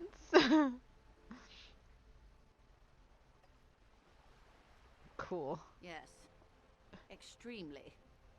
Keep in mind, this is a negotiator Mr. Clare has worked with before, and who was more than fair with him and the union. Big eepers. Yeah, I'm a little bit eepy. I feel like always Sundays I'm like the eepiest. It's just usually a chiller day. Scabs at the gate. Did you put them there? The scabs? Where's Scabs? You mean the huddled masses of Jamrock, come to plead for work where the union refuses to? Don't let her answer it herself. Don't let her answer it herself. Let's call them strike breakers. You put them up. Put them there, right? You're right. I don't know what got into me. Some of the Something Lingo rubbed off. If these strike breakers were organized by Wild Pines or its affiliates, then it would be a company secret. I could not share it with you. Not yet, at least. It's implied. She's open to discussing this matter with you at a later occasion. Okay. Tell me about this union boss, Mr. Everard Clare. Clare is a man of the utmost integrity. If you can say one thing about him, it's that he always puts the interests of the workers first. Really? Of course not. Everard is fantastically corrupt. I imagine he has a thick, viscous goo where you and I have blood. Goo, dude. If you were to prick it with something sharp, you could see it oozing out. A knife, maybe? No, a rapier. You sound like you're about to take a rapier to him. Oh, heavens no. We get along just fine. Yet, now that you mention it, I can't stop imagining that black treacle just dribbling down his double chin. She stops and smiles. Is he that bad? He is the most corrupt individual I have ever seen, and I deal with men like him for a living. If there is anyone more venal, more irredeemably nepotistic, then it's his twin brother, Edgar. Wait, there's two of him? Yes, Edgar looks exactly like his brother, except for that lazy eye. He also talks exactly like Everard does, and when one's term as foreman is up, the other takes over. It's how they circumvent the term limits, you see, with a funny little switcheroo. While in office, they've embezzled God knows how much of their workers' dues. What about the union itself outside? Union itself outside the brothers and Claire. Wait, the brothers Claire. The Débardeurs Union was once a perfectly normal institution. 20 years ago, anyway. It must not have been easy to establish under the Emergency Act, but they did it. I can respect that. Organised labour at its best, as they say. Then something happened in the local chapter elections. The brothers Clare came and transformed it into a... how do you say? She hesitates, looking for the right expression. A mob. The Débardeurs are a crime syndicate. Sad as it may be, I suspect we'll be forced to cooperate with them. Refreshingly honest, officer. The She company nods. has tried appeasing in the past, but I'm afraid our concessions have only emboldened Everard and his brother. She turns to you. And your opinion, detective, if I may ask? I'm a curious and talkative person, you see. Would you say the Débardeurs Union is... An effective advocate for the rights of the local workmen, a giant leech sucking the life out of Russia. Basically a socialist mob. I prefer not to have an opinion on these things. I don't know politics. Like, I'm so, like, I don't know. Like, so this is a mob. I don't really know what they've done. Maybe I do and I just don't remember it. Of course, officer. Yeah, sorry. The union kind of polices this area when we're not around, right? And then the union is like a mob, they said. Wait, the brothers Claire came and transformed it. So did the brothers Claire turn the union into like a mob? But they own the company, so how are they in charge of the union? Because isn't the union for workers? I'm confused. Something happened in the elections. I'm glad you asked. There was a woman, the previous forewoman of the union. She disappeared. Disappeared? Disappeared? Yes. On the last day of the local chapter elections, her daughter phoned in and said she wasn't running anymore, or coming to work. Ever. End of story. Something happened. This forewoman, her name? This forewoman, her name? Sadly, the company records do not even give a name. She's just forewoman in private correspondence. What Holly. the heck? I don't even know if it's a sir or given name. and I don't have access to the Union's files. Eerie. Downright haunting, if you ask me. The Wild Pines suspected foul play, but what could they do? It was a Union matter. The point of the presentation is, these kinds of things happen around the Clares. Watch out when you're dealing with him. Thank you for your concern, ma'am. We'll be just fine. Of course. How else can I help? What can you tell me about this lynching? Quite a few things, I'm afraid. She falls silent for a moment, contemplating The something. information Oh. I'm to share with you includes sensitive trade secrets. For the sake of my employer, I have to ask for your names and badge numbers. Okay. Of course, ma'am. We should have introduced ourselves. I am Lieutenant Kitsuragi from Precinct 57. And this is my colleague from Precinct 41. I'm afraid he doesn't have his badge at the moment. I hope mine will suffice. How curious. Why is that, Detective? Remember when my partner told you I recently suffered from an unusual medical episode? My badge, my lost badge is related to I it. see. So, are you saying you lost your badge during the course of this episode? It's possible. After a night of heavy drinking, I lost my memory of my life and the world. I could have eaten it for all I'm known. I don't remember anything. This world, the city, nothing. Oh dear. Some kind of encephalopathic amnesia. I don't even know how to respond. I do believe you, naive as that may sound. I simply can't imagine what you gain by faking such a condition. As I said, ma'am, his technique may be very unconventional, but he is an officer of the RCM. Of course, I sympathize. Why are these I'm afraid I words simply not can't share actual anything more words? until I've seen that badge. She's a professional negotiator. Ooh. She should be open to some sort of mutually beneficial arrangement. Okay. She's a negotiator. Just float a favor at her. Insinuate. Surely there's some other way to demonstrate our law enforcement credentials. I will be frank with you. If I'm going to break protocol, I need to be able to justify it to my superiors. They're going to want to see something very tangible. You're in, but expect her to drive a hard bargain. Like what? Reports from inside Terminal B suggest it's a hub for the local drug trade. This is an open secret in Martinez. The Union controls the terminal, so it goes to reason. They're profiting from this trade. The company has tried looking into this matter before, to no avail. Perhaps someone with your authority and resources might turn over the right stones. Or you can recover your badge. Though if I may be blunt with you, it sounds like that may be a lost cause. What? Detective, a word in private before we continue. Excuse us for a moment, madame.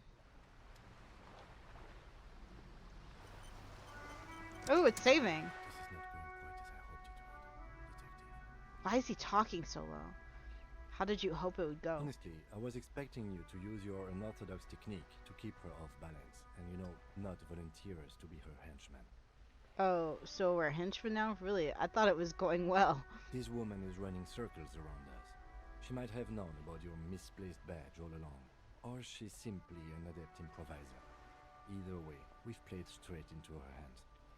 But do you propose that we don't investigate the drug trafficking? We could just, find my badge. No. If there is reasonable suspicion, we must investigate. Otherwise, she could claim we are siding with the Union, or that we are on their take. We'd never hear the end of it. What I propose is, we ask her, then we investigate, briefly. But do not share the outcome of this investigation with her. We tell her it's done, and demand for her information on the lynching. Oh. Could we just, find my badge? Oh, that would be fantastic, but do we have the time? The world is large, and your badge is 8 by 6 centimeters. You could request a new one from your station, but that would literally take months. Let's get back to her then. So he wants us to investigate, but not tell her the outcome.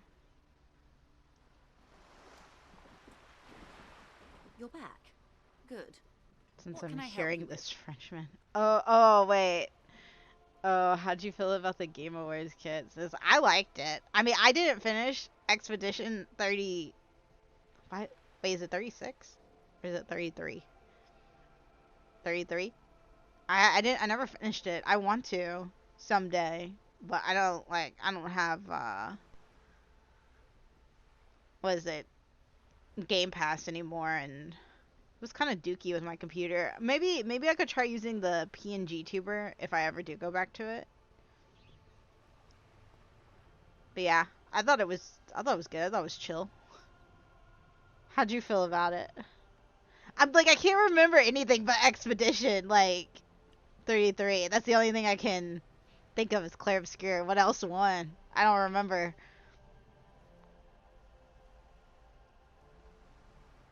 Oh yeah, tattoos. That's the man who was killed. I'm afraid this is a discussion for once we've cleared the lynching question. So you know something about tattoos. Better not tie the fourth day to the backstay on this. Okay, tell me I about hope this. there is something else I can help you with. Tell me. Listen to Kim. Yeah, he wants us, right? He wants us to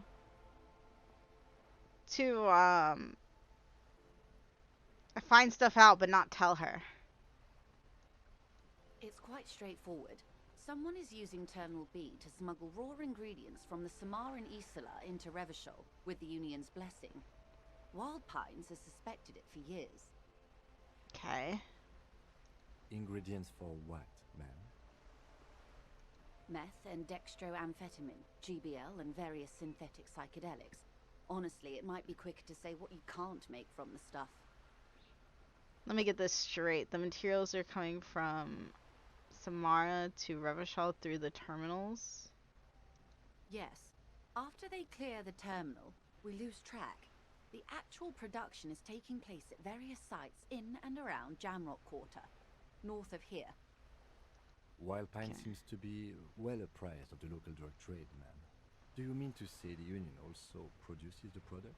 Sells drugs, I mean? Oh. Wait, yeah, we know that. 3-1 like everything. I think No Man's Sky won best ongoing, and Wuthering Waves won something I forgot. Ugh.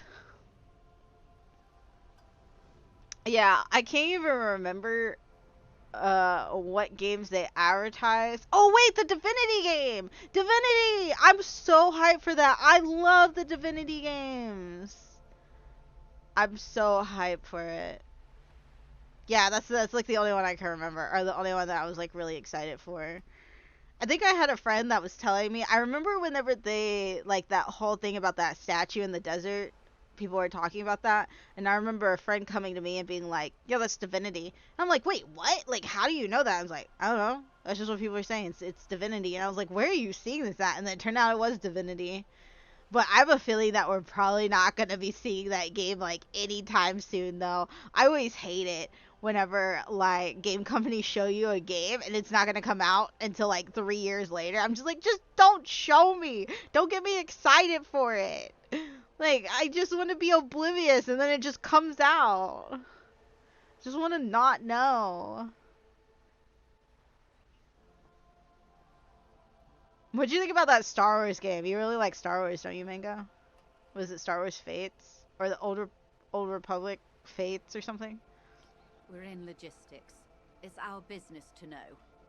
And no. As far as the company knows, the Union does not produce it. They transport the ingredients for a cut. Oh, gotcha. And you want us to investigate? Yes, but you won't get anything out of Evrat and the Dockworkers Union. Still, every chain has its weak link.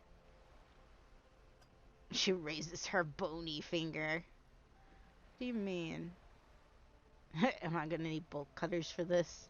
Unlikely, officer. I'm talking I just thought about it was the funny. lorries. Once the ingredients reach Jamrock, they're distributed to a network of local manufacturers, well beyond our grasp. But in transit, they may be vulnerable. Okay. Perhaps you've noticed that a number of lorries are tangled in a traffic jam at the roundabout. Oh yeah, you made a joke about that. that. The drivers who are still hanging about. One of them might be waiting for a crucial shipment. She gives you a knowing look. Her irises are light green, like the river Esperance in bright daylight, upstream where it's clearer. I'll be explicit. If you find this driver, I will share company secrets with you. Whoa. Okay. Why didn't you come to the RCM earlier? I did. On more than one occasion. Apparently, there's some sort of inter-precinct disagreement about whose jurisdiction this area falls under. We know the company has launched its own probe into the union's alleged involvement. We also know it's come up empty. It's not just the RCM. No one's been able to find any hard evidence. Well, here's your chance, officers.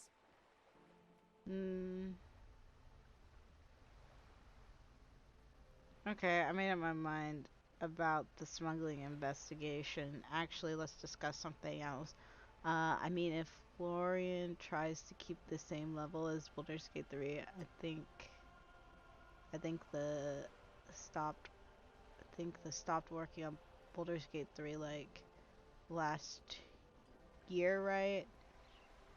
Was their last update probably another, yeah, maybe 3 to 4 years.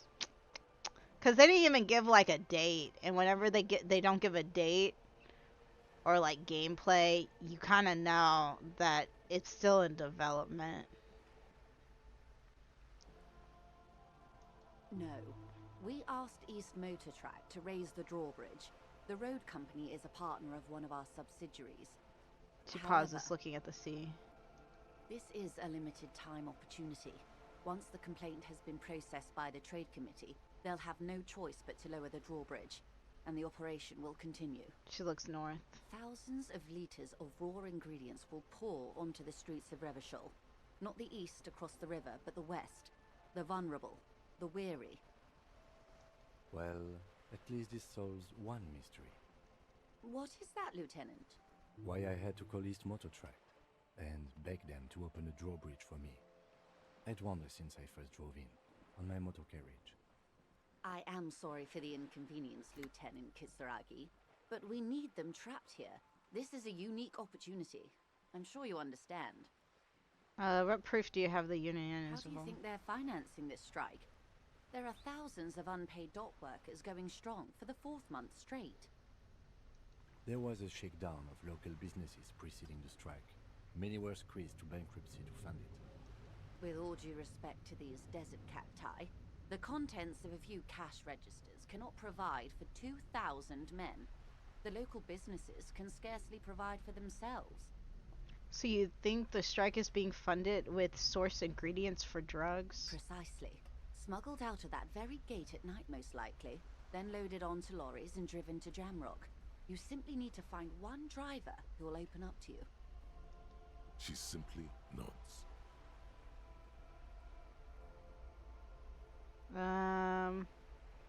That's the man who was killed. I'm afraid this is a discussion for once we've cleared the lynching question. Why is you looking at the photo tied to the lynching? Better not tie the forced day to the bat's day on this. I hope there is something else I can help you with. Wait, I wanted to say yeah. Of course. Of course. How do I How proceed? else can I help? Of course, Detective. Wait, does that mean I still have the Good. quest? What can I help you with? That's the man who was killed. Better not tie the forced day to the bat's day on this. Of course. That's all I need. Let's change everything. You said something happened with the... I'm glad you are. Disappeared? Yes. This forewoman, her name? Sadly, Okay, the okay, company okay. records do not even give a name. She's just forewoman in private correspondence. Indeed. The point of the... Thank you for your concern, man. We'll be just fine. Of course. Okay, I guess we have it. We have the quest. The 15th. What is this? Springs to your head. Set loose the mention of wild pines. Royal monopolies. Octopuses and swordfish have gone now. Wait, no, there's only 14. Why do you feel like there was a 15? I don't know what this means. I'll do it though.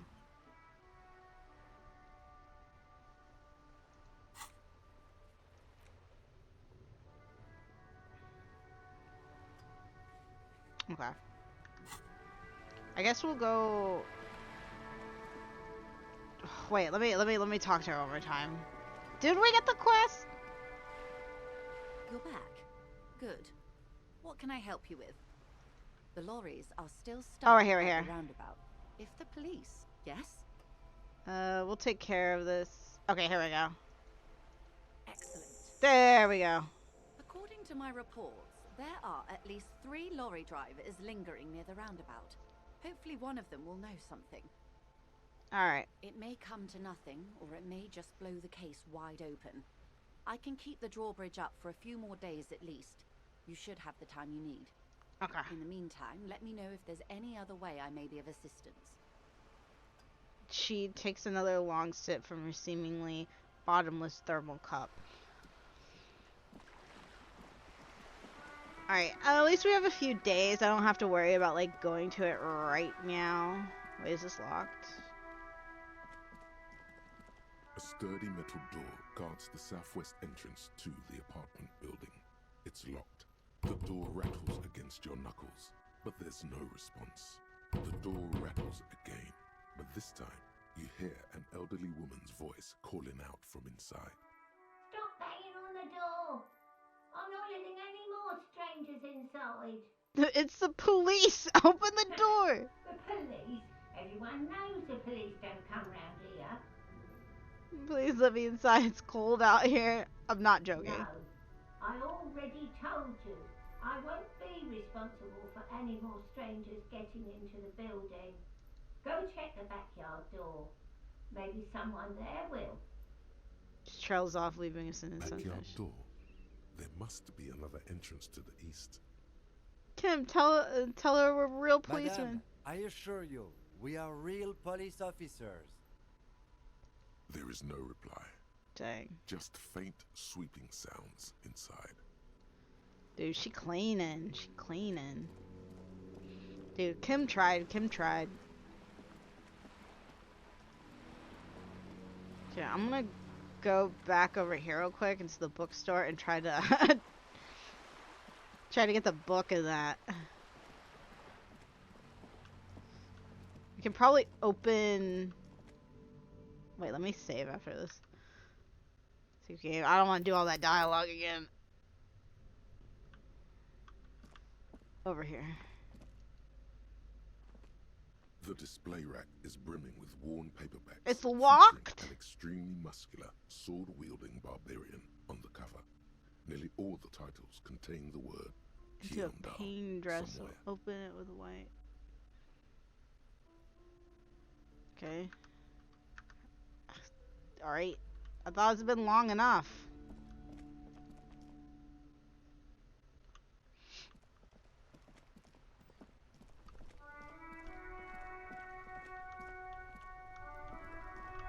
We'll go talk to this guy. Again. Now it's turning into a kind of a snow limbo, man. What's on your mind? You seem like a man who knows about drugs. Ah, man. Me and narcotics go way back. He folds his hand Had behind some his good head and times leans back. surfing the psychic waves of my own consciousness, you know? But those days are behind me. There are other addictions in my life now. Why the inquiry, my man? Do you finance others? Do you finance those other addictions with drug trafficking? I need to get high and I'm looking for a dealer. Let me be straight with you. I'm trying to figure out who's smuggling drugs out of Terminal We B. have a credible lead, sir. Someone on this roundabout is waiting for a bulk shipment from the harbor to load it on their lorry and drive it to Jamrock. Not me, man. No way. I don't need any trouble. Shit's bad enough anyway. This jam's got folks up in arms, and I'm afraid it's headed toward a conflagration. Wait, then why are you still hanging around? Who do you think could be conducting the drug trade then? Gotta guard the stuff. Bosses don't look kindly on missing cargo, and it gives me time to work on my rhymes. A rhymesmith? This is quite credible. It goes with its cadence and way of speaking. Who do you think could be? Look, man, I try to stay away from the criminal underbelly of Revachol. I'm a guest here. You really need to find another man to probe with those questions. He's a poet. Hit him with your best verse. Come on. Wait, there's something here, stored away in some dusty corner. It starts like... A mirror's temperature is always 0. It is ice in the veins. Its camera is an X-ray. Whoa. What else? He leans in, his eyes bright with attention. It is a chalice held out to you in your silent communion. Silent communion? He's transfixed by the words. Where gaspingly you partake of a shifting identity never your own. Dang, that's some great shit. You came up with that yourself. Don't really know. I think that I may be an actual poet, and I've learned it by heart. I am just a vessel for the muse. I think the words are mine. Right. But really, no bullshit. That's great stuff. I sort of want to know if it's yours. No matter. It's a fine stanza. You're not so bad after all. For a cop. For a cop? They're more often in the fists than rhymes, see? Let alone honesty in verse. In a small office behind the old military hospital, hunched under the green glow of his desk light, Officer Hans Blau browses through a test print of his futurist magazine. It's called The Futurist. The typeface on the header is too small. Any organization gets all kinds of folks. I'm sure we try our best. I'm doing what little I can do right by people. No joke, man. The lieutenant looks at you in silence, a curious look in his eyes, nodding slightly. Oh, I like him. Well, you've given me some hope, I guess.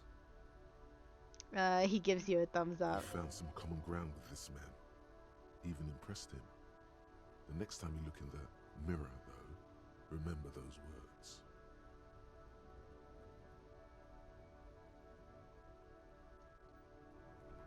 Okay, so we couldn't get nothing from him.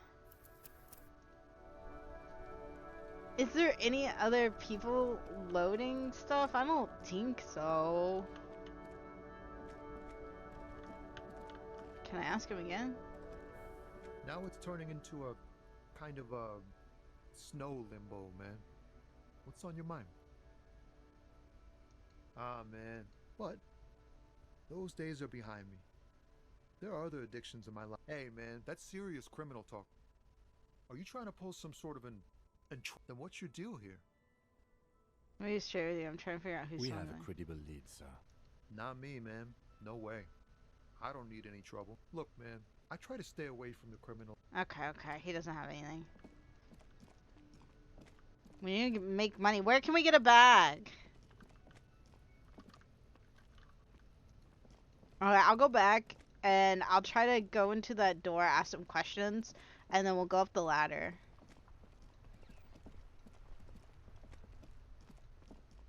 When can I come back and look at these books again? When is it gonna refresh?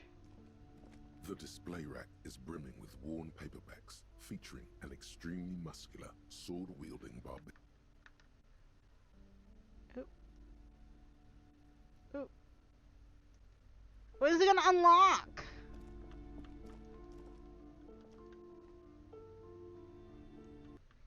Okay. Hey, who's this? There's a bag down there. Mine. Mine. Why are these words not words?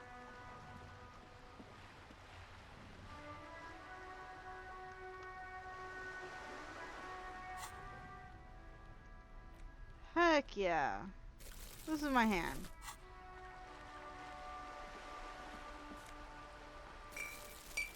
Oh my god. We're doing it.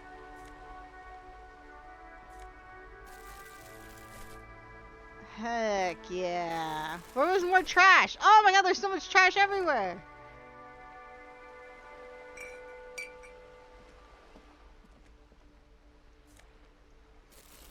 I'm gonna buy all those books.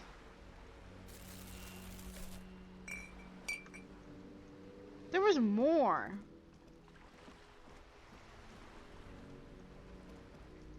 But where?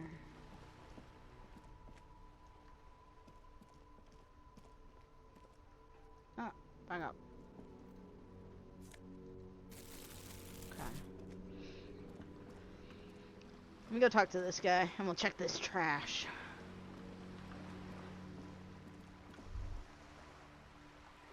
You hear a distant squall of seabirds. What's this? Oh! What was that doing there? Why can't I read that?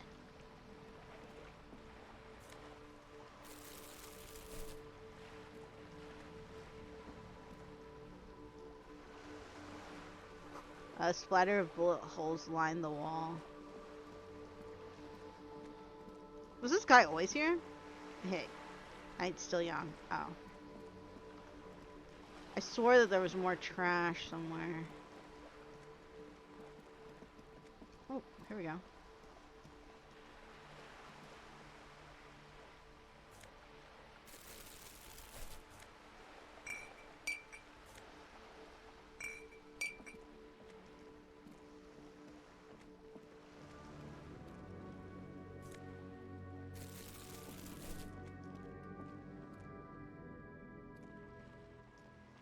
Oh, Kim, move.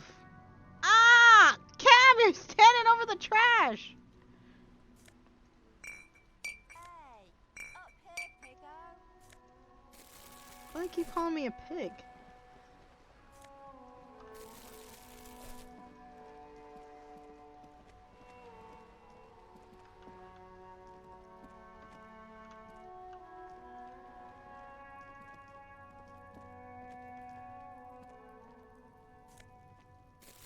This is all I'm going to do for the rest of the game, is just pick up trash.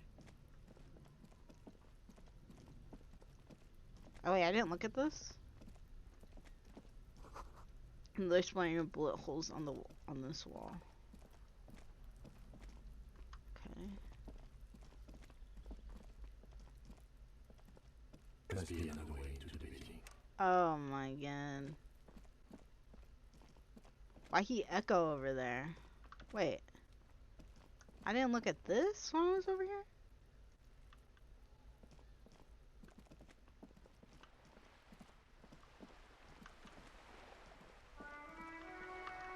Oh, there's stuff on the dock. We better get a lot of money from this. Don't let the lady see me. Oh my god, Kim, move. Ah!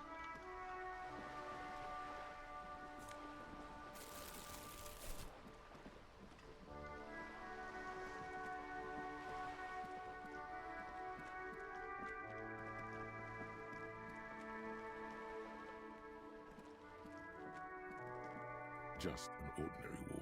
Nothing I'm to see. so scared.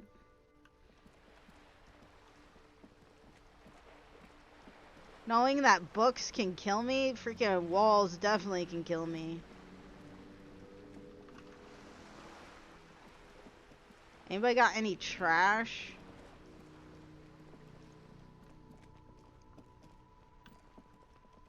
Oh, here we go.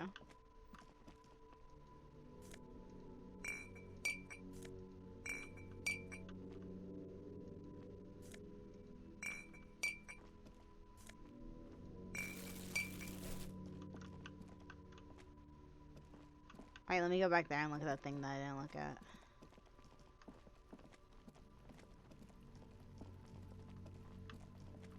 Ooh, there's trash back here too. The letter R wears a crown on the ribbon below. A light above. Wait. Descending? Is that what it said?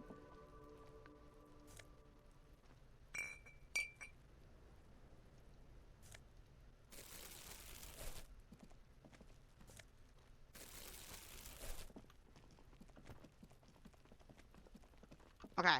Let me go sell this. We'll see how much money we got. And then we'll go up the ladder.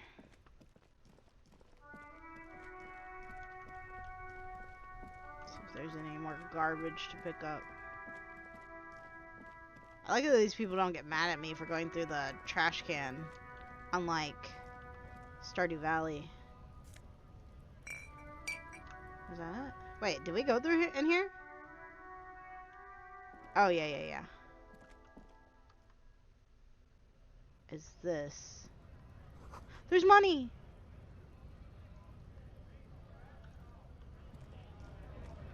Oh, who's this guy? Scab? Oh! Asked the man with the jolly eyes, tilting his head. What exactly is a scab? Yeah. A kind of a worm, content with mere survival. Oh. They come, they want to do our job for shittier pay, screwing over both themselves and us. Everybody loses. Where do they all come from? Beats me. Somewhere in the ground, I think. You don't seem to like them much. Gotta be bloody stupid or freaking evil to Scab. Or I guess scared, maybe. But scared of what? Of who? He looks at the mass, squinting his eyes as if trying to ascertain what they are scared of. Personally, I'd rather beg than scam. If the gentleman shouting on the street came begging, maybe they'd have gotten something. Nod, have you tried talking to them? It's better than begging. Come on, have you tried We've talking? explained the matters, but they don't listen. This lot would be reasonable and go home if the big guy wasn't riling them up all the time.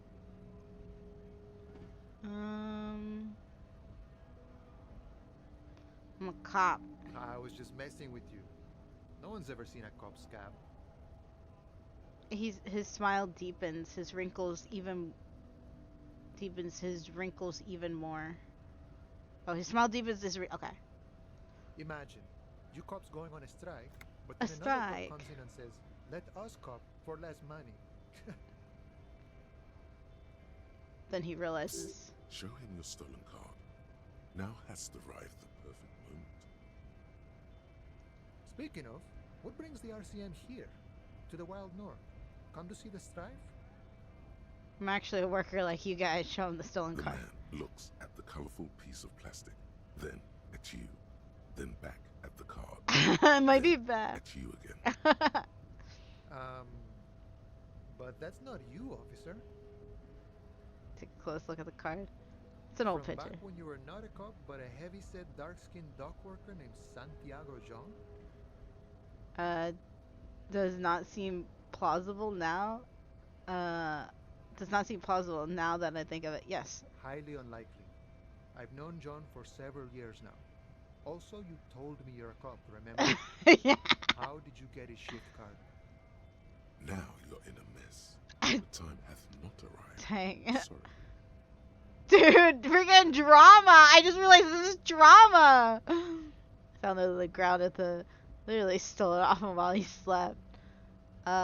It was like a sign. The wind deposited before my feet. I feel a closeness to this person.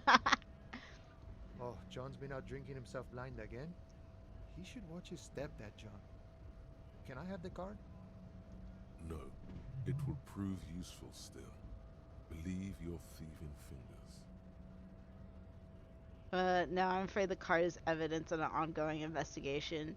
Sure, I have no real need to it. No, I need to continue my undercover infiltration of this compound. Otherwise, it it's as if I just stole the card for no reason. Okay, yeah, this one. Oh, is my friend in some sort of trouble?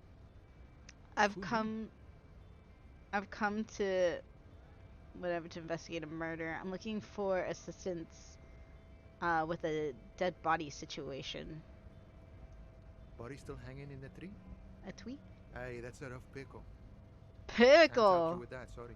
Let's go. He rubs his chin as if pondering his core beliefs. I'm not really an admirer of dead bodies.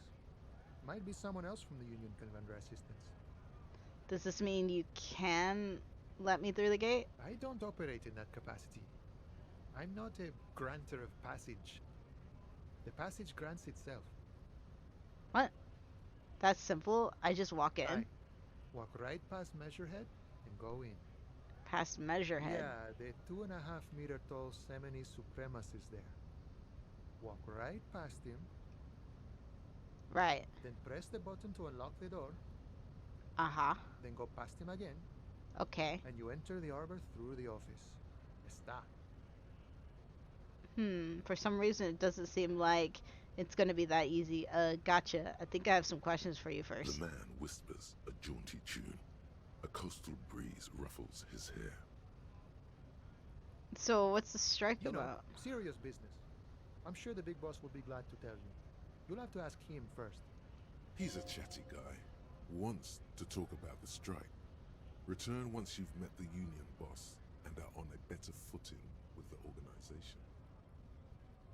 Investigating a murder. Huh? That sounds like a lot of hard work. You'd never see me investigating a murder. It's actually very fun and easy. You're right. It's almost impossible. I'm 91% sure I'll never get it solved. I have no idea what I'm doing. Maybe you want to help me solve it by telling me who did it? It's actually don't very believe fun and you. easy. Boss Laventurier said the same thing. They tried to get me to be their postman. So fun, so easy, they said. It's just walking. He shakes his head at the memory. It wasn't. I'm doing much better here at the harbor. Being an honest union man with a lot of free time on his hands. Murder, huh? That's... Of course, Policia. It wasn't me. You can rule me out. Easier that way. He didn't do it. It's the truth. Okay, nice talk. Gotta get moving. Alright, I'm gonna save. I feel like I was saving a lot, but like looking back on it, like I feel like, yeah, if I can die from books, yeah, I definitely need to save more. Magnetically sealed door locked by electronic means. In case of strike, press button behind guard. There's no lockpicking or door knocking this one. Okay. Okay, I don't think we're gonna get crossed. I wanna look for more garbage.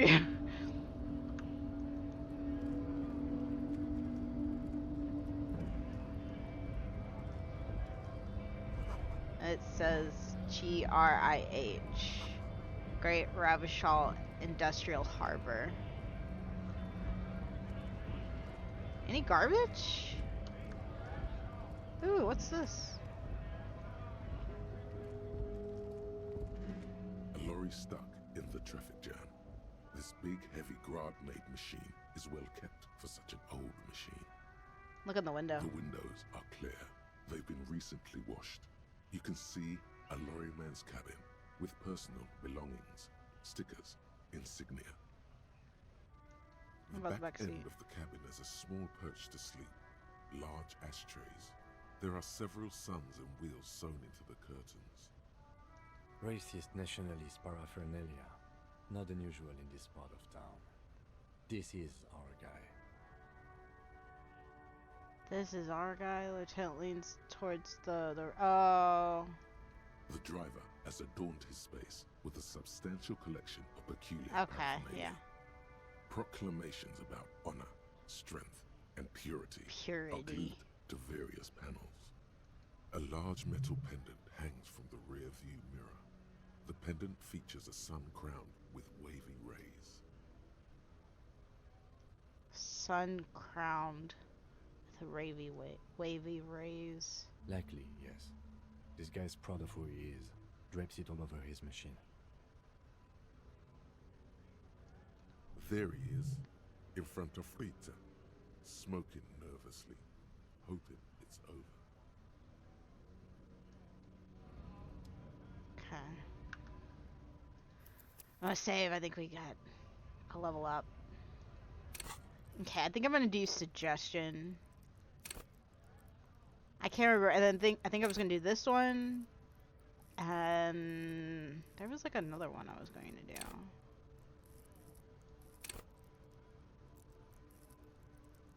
Sneak under the noses. Maybe I'll do this one first, and then I'll do suggestion. I should do one of these as well. Shrugging off pain. Enjoy healthy organs. Is it tuned to the city?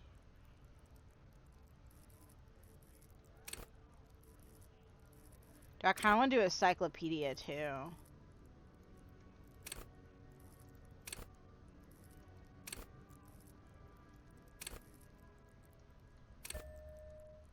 Okay.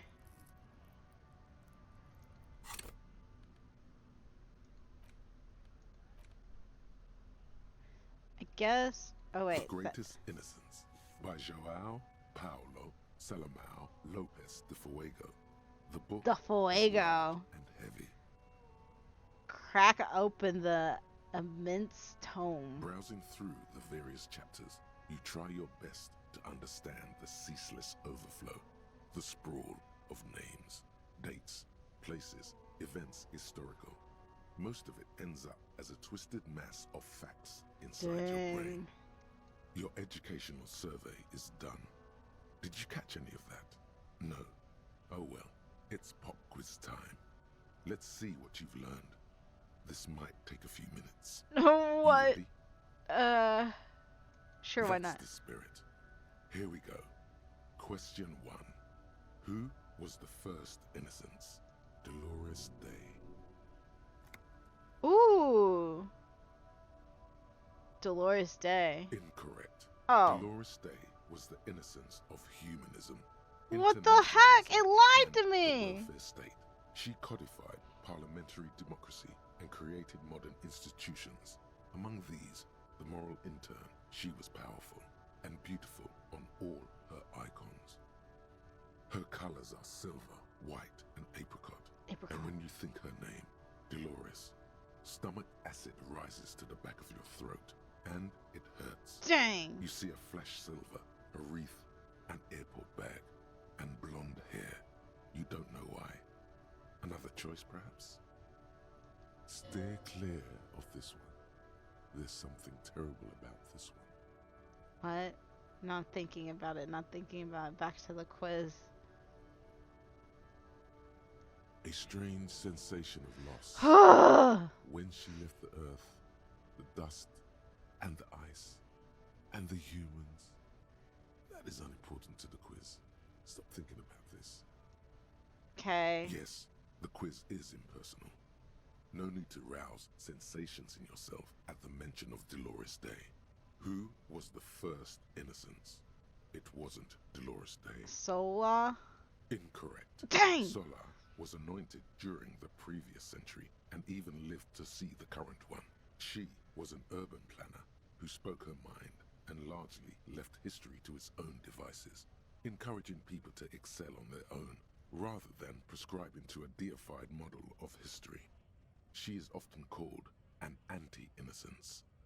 Sola resigned after an assassination attempt by a Yugo nationalist who blamed her for not taking the side of the left during the turn-of-the-century revolutions. Innocences don't usually resign. Care to try again? Okay, this guy. Correct. Hey, Nothing for much sure. is known about him. It's not even What a clear that he was butthole, yeah. But Franco Negro presumed as such and called him Pius.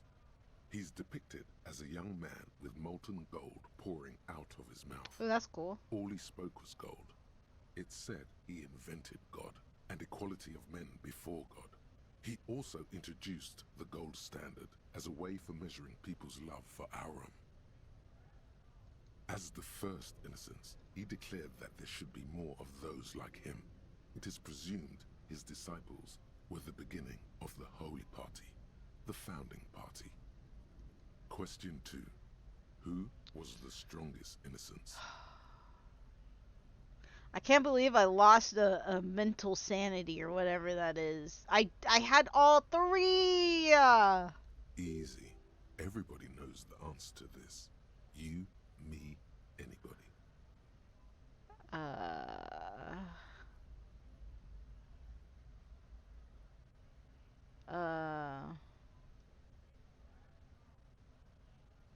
But Fran presumed he was.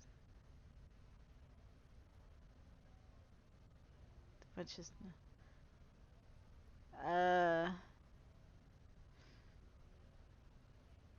This one. Incorrect. Dang! Vespa Messina is not a person, but a defunct state on the southeastern coast of the Occident.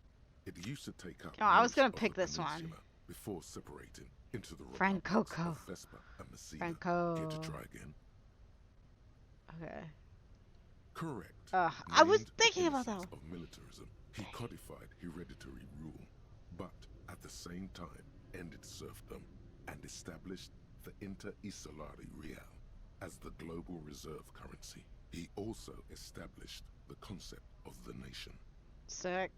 Franco Negro attempted to solve the rising tensions between the aristocracy and bourgeoisie by building a unified society in which every man has a place and a mission, but at the same time may rise to nobility provided on the strength of his virtue.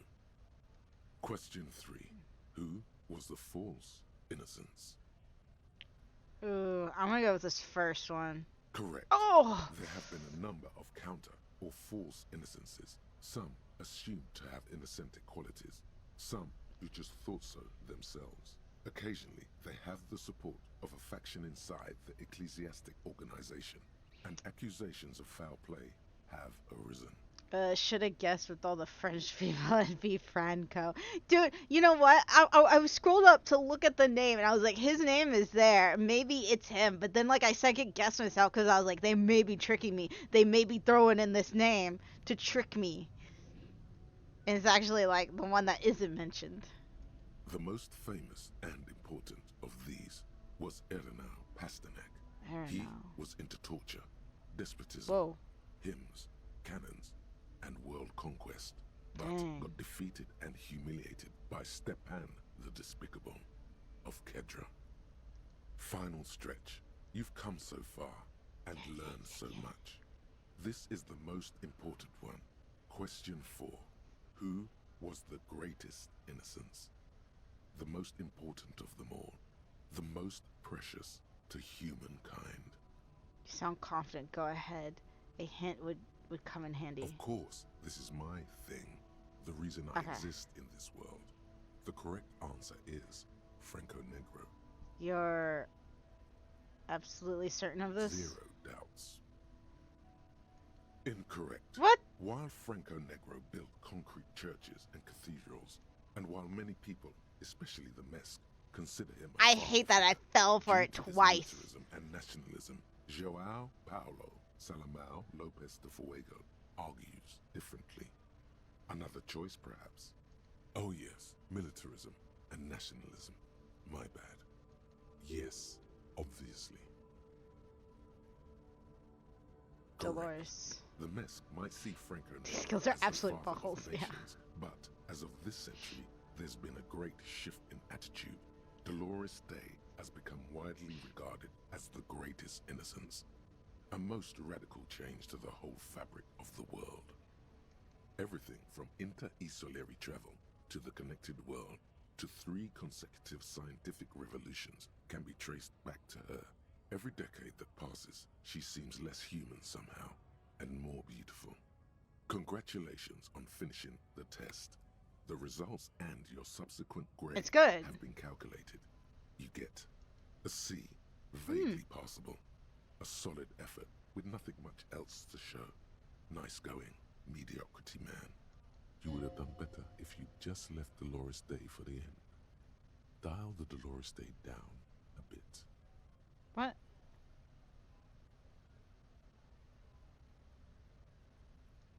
Yeah.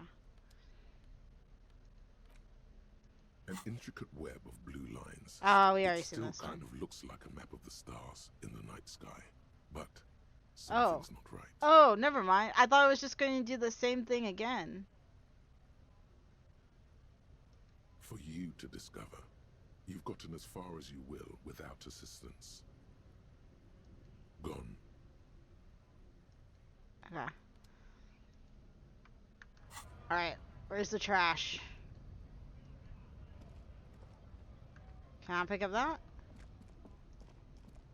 Can I pick up those?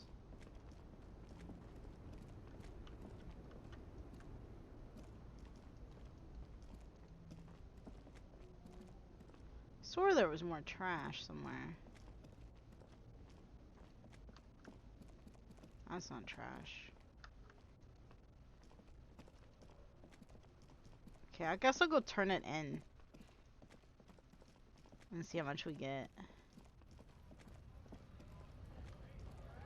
Dude, there's coins over there.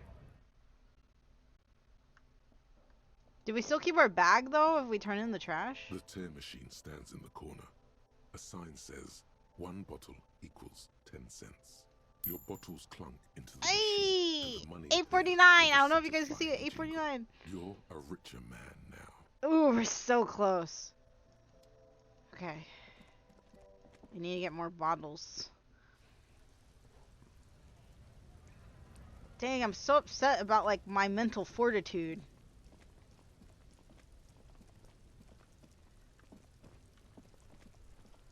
I'm gonna go see if we can look at the bookshop again.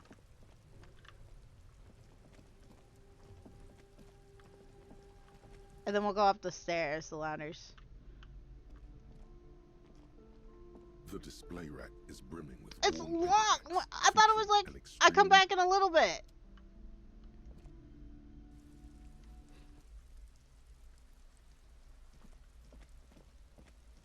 Okay, I'm gonna go up the ladder.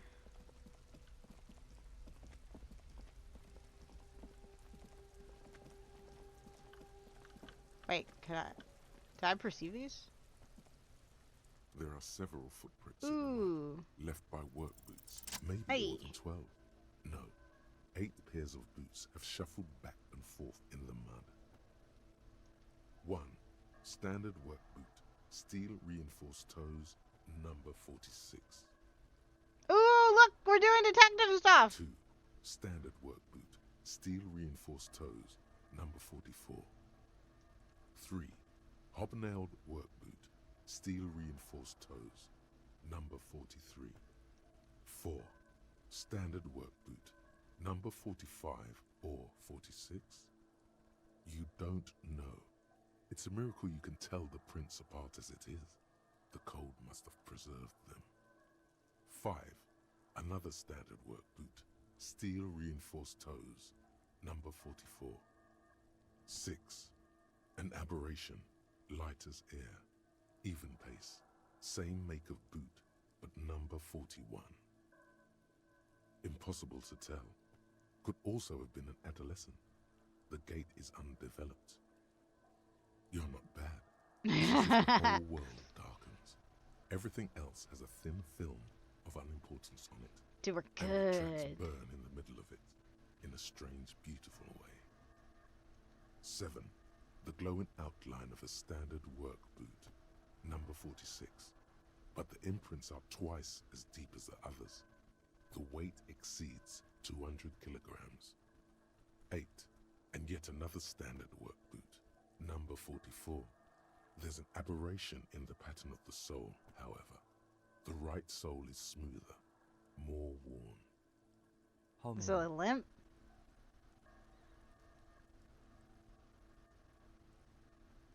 Eight. I was pretty off then. I counted 20. The same guys are going back and forth. I never got the hang of it. Hyperopia. Do you see anything out of the ordinary? Hyperopia. Light step. A woman? Or a kid? I don't think there's any way to be sure. Understood. Anything else? A heavy one. 200 kilograms. 200? Could it be the combined weight of two people, one carrying the other who's tied up? Ooh. Let's say a heavily built worker carrying a similarly built, soon-to-be-dead man. That's a good You might guess. be right. 200 kilograms of living weight is unlikely. One of them was carrying him over. Maybe it was a giant. Could have been an extremely obese person. Possibly, yes. An aberration. One soul is smoother than the other. Interesting. Let's name it the odd soul. Do you have any ideas, Lieutenant? Someone operating a workbench with a pedal? Like a joiner at the harbor. Or maybe a drummer? Your drummer, that's stupid. So one of the people we are looking for is a drummer. No, it's not. Forget I said it. We are not looking for a drummer. Perhaps it could be a driver. A driver would wear out the right shoe before the left. The accelerator is on the right. Oh, that's what they're talking about. It's worn down more. Interesting. If only I had come up with that idea. Not We should thoughtfully. keep our eyes open around the traffic jam. See whether anyone strikes out as a potential I'm suspect. not sure if we want to attract Seems him. prudent, no? Yes, prudent. How old do you think these tracks are? A week, maybe? A week? 7 days would fit the time frame provided to us by the caller, who reported the hanging. It is not impossible. How do you know? I pulled last week's forecast for coastal Havashon. 7 days below freezing. The day before, the day of his hanging, was the last warm day. Correct again. Sub-zero temperatures would preserve the tracks in a good state. The commotion here could have taken place a week ago. What do you think happened here? What do I think? A mob of people brought something heavy to the tree. One of them was carrying the victim. They shuffled around, especially under the tree. Then, after hoisting him up, they stood in a semicircle facing his direction. At first glance, this appears to be a lynching. Indeed. They all stood in a row here and looked at the tree. Okay, I'm gonna save. Okay. Any garbage? Can I not get over here?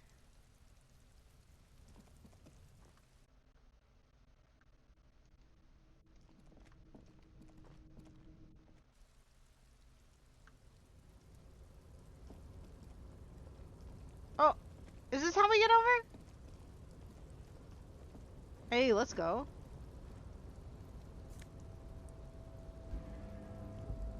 Oh, it's a nose thing? It looks like a fire extinguisher. Dude, give me more. Give me more mental stuff.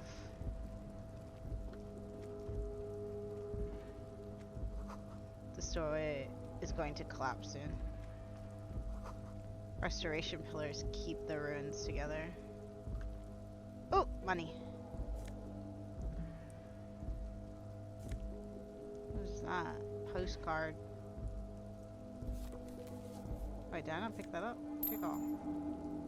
What does that mean? I swore this was in English last time.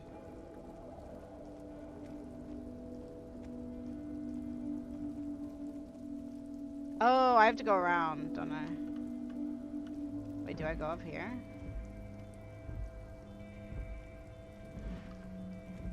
Oh, I see. Yeah. Go!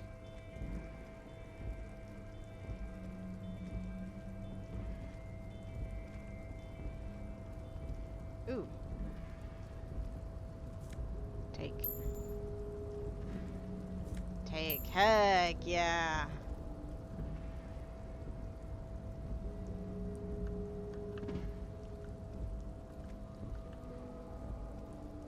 Wait, I can only go here? Nah, dude.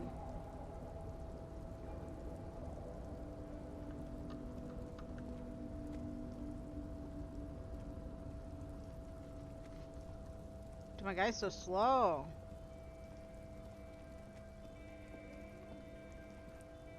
Oh, I accidentally turned off cat blocks. Oh, I didn't mean to do that. Come back up. Do we have 11:39?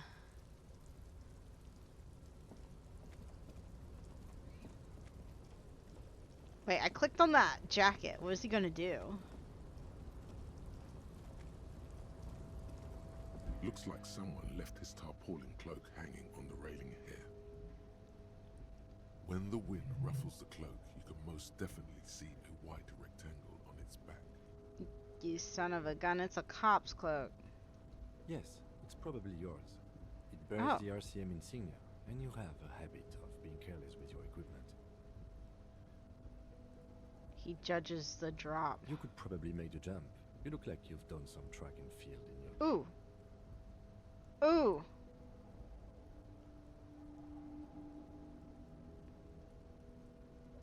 What exactly are we doing up here? Look The around. wind is aggressive up here. The lieutenant looks at the enormous crane towering in the distance over the container yard.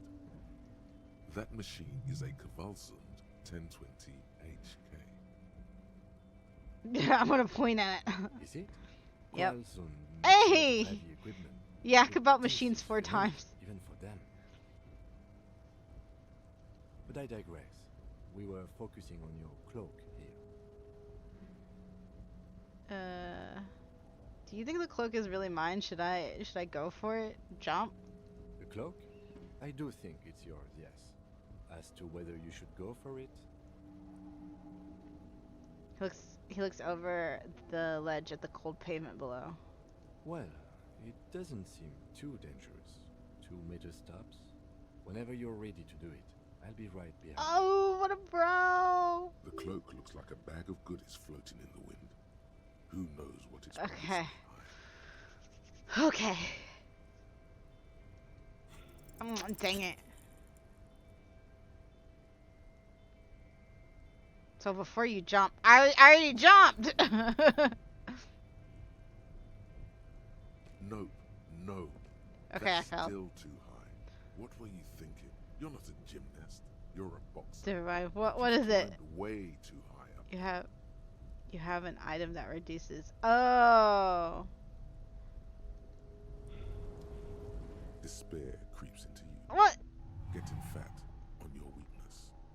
You're still coming up with sentences. How did That's the stuff he I die? watches you melt down stoically. Nothing you can say. Cop gives up. What the heck? It's one of your clothes. Okay. How did I freaking die?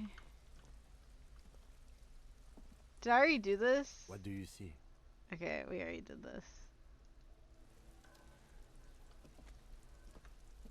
I had like 2. I had 2 left. I have, right? Hold on. Let me see when we load back in. Oh, never mind. Wait, no. Wait, so it took 2? I had 2 left. It took both of my mental strength, both of my mental fortitude, whatever, both my blue bars.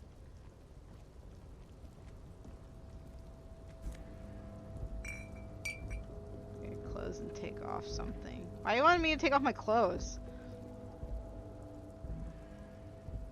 Can we please look at this? Okay. I'm gonna yap about the crane again.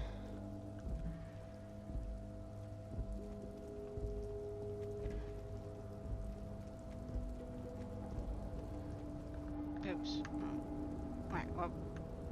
Oh, I forgot about these.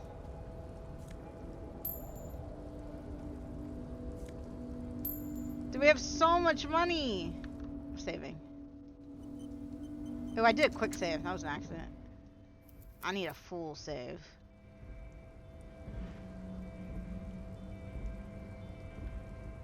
Okay. So this... Okay, so we take off the shoes. Physical instrument. Ooh, we can put on this hat. referring. Oh, and we take off our pants.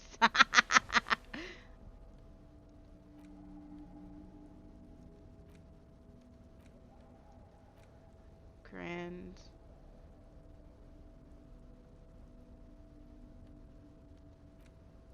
Okay. Oh yeah, we still need to do karaoke.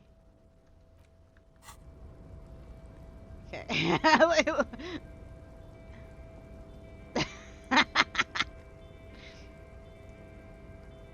Looks like someone left his. When the wind ruffles the cloak, you can most. Yes, you could probably make the jump. You look like The wind is aggressive up here. I wonder how The Kim lieutenant feels about looks at hanging out the with enormous us. crane. That machine is a Cavalson 1020 HK. There we go. Is it? Qualson makes a lot of heavy equipment. I like to think he's impressed that we know that knowledge. But I digress. We were focusing on your cloak here. The cloak? I do think, well... The cloak looks like a bag of goodies floating in the Even, let's go. Who Let's knows go. what his pockets Let's may go. What? I took off my pants! What the heck? I took off my shoes and my pants! No, no. Oh, This man. world keeps it to you. Getting fat. on your Okay, weakness. alright. You're still coming up with sentences. You can That's still a step spell. up from total annihilation, right? He watches you melt down stoically from behind. Nothing you can. Cop gives up. You can still fail. How dare let me spell, dude. I took off my pants. Nothing like a pantless man attempting to jump the ledge, dude. Yeah. We're in a good mental state right now. I'll put my hat on. No pants, no shoes, but we sure have our socks on. Dude, those are... Is he wearing knee highs? I didn't know he was built like that. Looks like someone. When the wind ruffles the cloak. Yes, it's probably yours. It What a look. Yeah, I like You it. look like you've done. The wind. Wait, I is gotta aggressive. impress him again. I gotta impress him The with my lieutenant looks crane at the knowledge. Enormous crane. That machine is. Is it? Qualson, but I digress. We were focusing on your cloak here. Looking like you're on the hunt for your next dose of fat. Yeah. The cloak? Well, it does. I like when he says he'll be right behind us.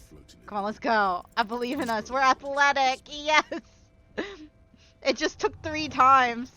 Whoa! A chilly breeze engulfs you, sharpening your senses. Close your eyes and let the senses take in the... let your senses take in the world around you. Ankles tingling from the tension, blood roaring in your ears. You are ready for your rendezvous. with the conquering being below. Why your message in a different I don't know, that's what I was asking. I was asking you. I was like, why is that in a different language? As the concrete floor welcomes you, you realize it's been a while since you felt so alive, alert, capable. Must be the adrenaline. Dude, we look I knew you sick. could do it. Ah! My climbing down might not have been as disco as your jump, but at least we can explore the harbor now. With your feet firmly planted on the concrete, the noise of the harbor rushes back in. Let's go. I'm saving. I don't want to do that again. Yeah. Did I click something?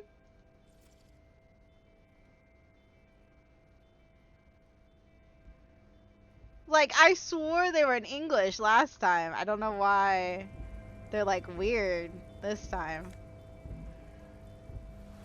Yeah. What is this?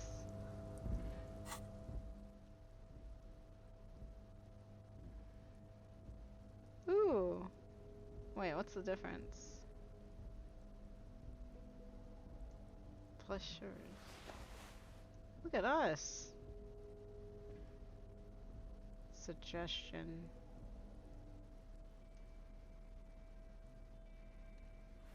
Put our pants and that back on. Press L or Q.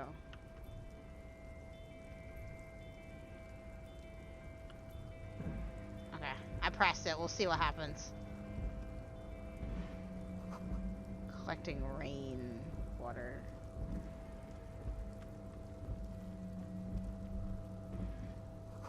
All around you, great machines in sequence.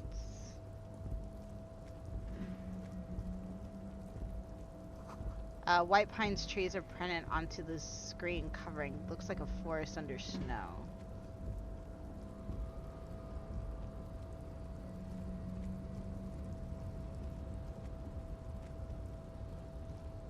Dude, there's so much to explore.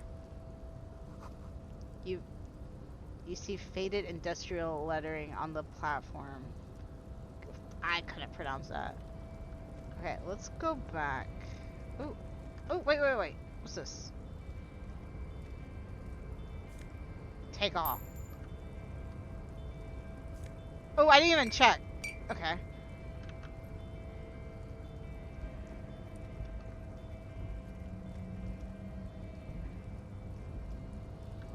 A rusting control panel with several knobs.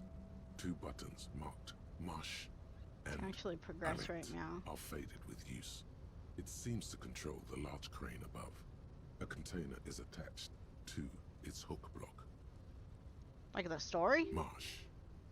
On. Alert. Off.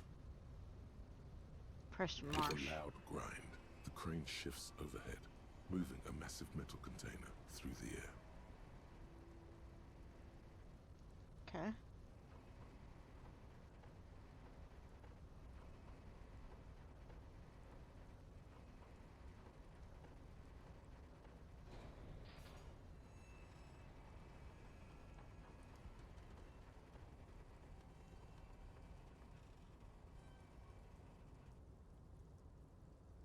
And, with a surprisingly quiet thunk, the crane places the container down. The harbor sleeps as the strike rages in the distance. The crane can rest again, now that its purpose has been fulfilled. Its purpose, what do you mean? Moving this container, of course. For this purpose it was built. For this purpose it What? was acted. And now it will rest. I can't see how that was worth the wreckers, except for seeing the crane in action, which I admit was satisfying. The crane does not return to its original position. Okay.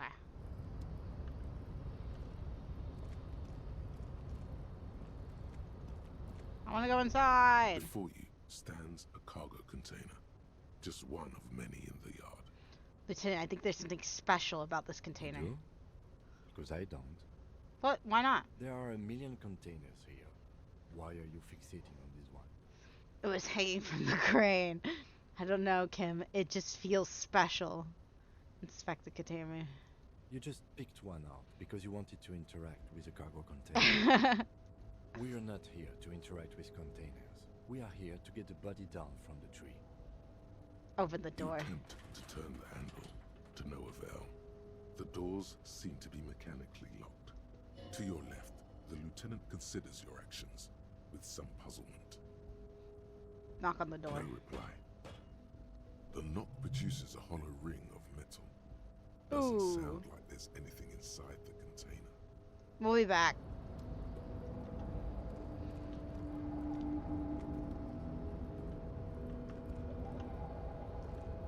Wait. Oh. Means well Ford. Okay, I want to go back and look over here. Like, you mean like progress the story though?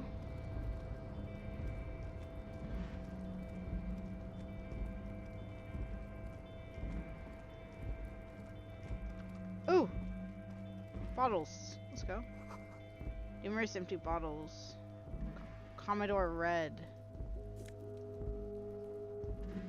If you keep going forward in this area, yes. Okay.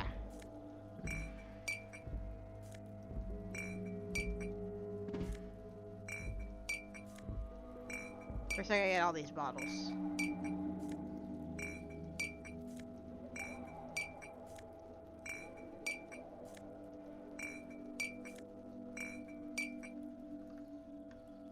Ooh, that one's sneaky. This is the night watchman's booth. The name on the door reads Rene Arnaud. Listen, it's okay to take a few minutes to yourself. Sit down and have a breather. So this is where Renee works. I'm gonna have a look around. If you must. But please hurry. We are pretty easy to spot up here. Nothing incriminating catches your eye. The cabinets are clean and their sparse contents meticulously organized. There's a framed photograph on the table. Take the picture. It's a black and white photo of a young couple out in a street fair. The man, Rene, is dressed in a Royal Carabinier uniform. The girl is young and very pretty. She is smiling playfully at the camera. Why did you take that picture of René? I'm gonna ask him about it. My cop instinct to collect evidence. Fine. But let's move. I don't want to be seen snooping around here. Have a seat and The rest. chair is not as austere as the rest of the booth. A thin grey pillow is attached to the seat, secured to the stiles by black ribbons. Stale air floods through your nostrils. Not a single mote of dust floats inside your lungs, though. The inside of the booth is immaculate. To help you out, no. Seems like drugs. You That's what I stand remember to save. and exit Okay. the booth. He will save.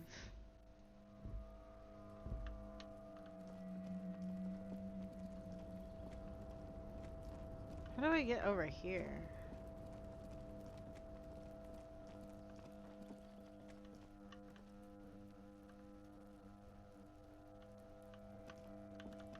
Oh. Ah, those are broke.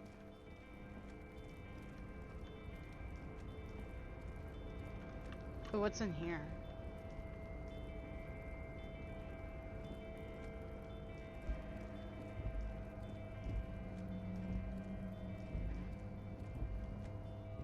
Where does this go? Oh.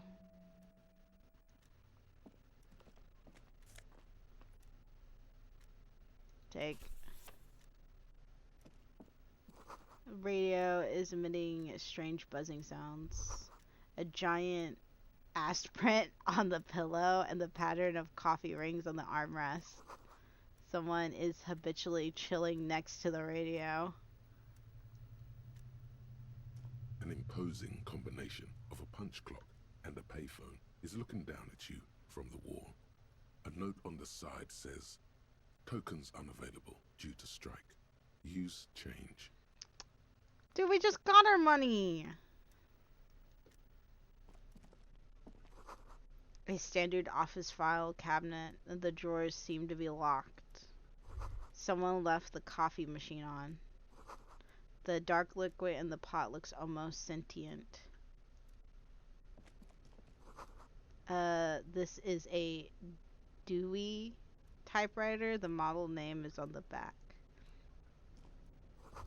Every worker, member of the board, is written on top of the flyers. And at the bottom, the union logo and demand democracy. On second glance, someone has forgotten to properly close one of the drawers. It's unfortunate for the union to just leave their paperwork lying around like this. Let's see what's inside, he thinks. Open the drawer. The drawer opens smoothly. Inside is a well-organized selection of brown folders. Browse through the Hundreds photos, of documents folders. containing logistical data. Two kinds of transactions stand out. Materials coming into Revachol from the outside world, from Muindi, Grad, and even Ilmara. And the same materials being handed over to companies inside Revachol. Kuron, Coal City, La Delta, and Jamrock are listed among the many districts where the imports are being sold. Anything interesting? It's Browse hard them. to make sense of this thicket of company names, dates, quantities, and percentages. You try to focus, but the lines are getting blurry. It gave me so many fails in a row. It has to be nice to me. It has to. Whatever's hidden here is hidden well. Concentration isn't enough. Only a trained accountant with a background in logistics would be able to really make sense of it. However, there is a little handwritten note stuck on the side of the drawer. Look at the note. It appears to be a to-do list written in large, uneven capital letters. Remember, Leo, Everard's shoes, special whirling borscht, water Everard's plants, sweep office floor, more banners. All items on the list have been crossed out, and the note itself is crumpled. Turn to the lieutenant. Look, Kim.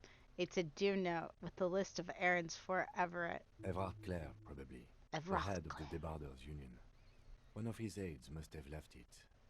Nothing incriminating here. Take another look at the note. Remember, Leo, Everard's shoes, special whirling borscht, water Everard's plants, sweep office floor, more banners. All items on the list have been crossed out, and the note itself is crumpled. The drawer slides shut. Probably smoothly. found something. Okay, I'm gonna save.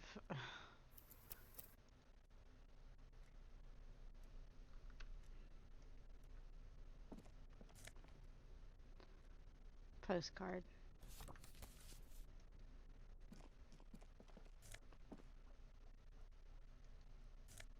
Ooh, glasses. Whoa! Drama.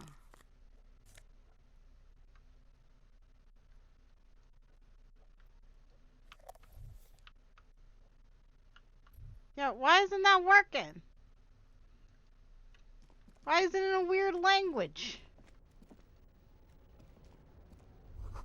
This door is locked and cannot be opened from this side without a pass card. Yes, you have no choice but to talk to the union leader.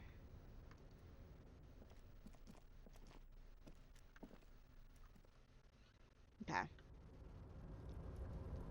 We still have to talk to that guy on the second floor to get, about, you know, stuff.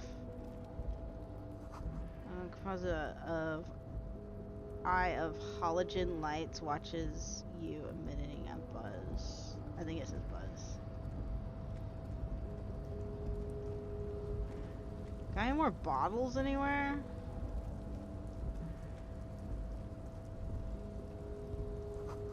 The shipyard ahead is oddly quiet. The great machines are sleeping. Ooh.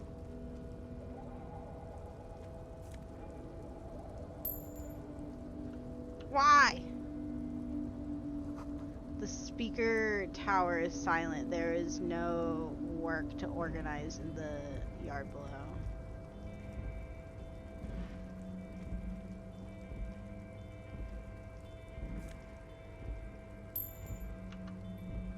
Dude, what the heck? Industrial sized thermos smells like burnt coffee. Huh, I'm gonna look this up real quick. I'm gonna pause because time goes past. Why my game like this? Let's just go Elysium. Weird font.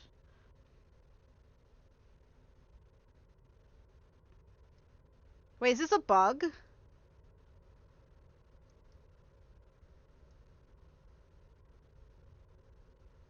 I think it's a dyslexic bug for the dyslexic font.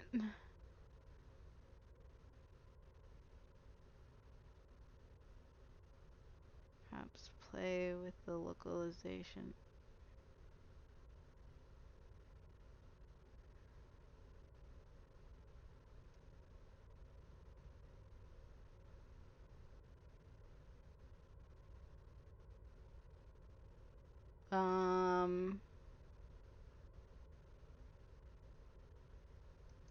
Yeah, I think it might be a bug.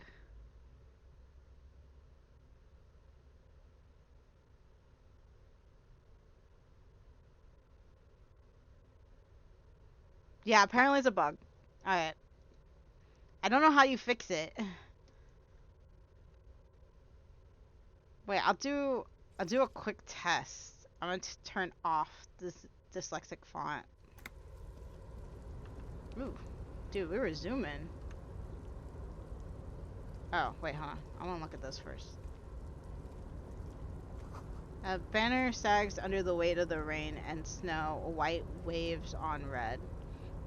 Sing soon, oh soon, the green is gone and everything is red.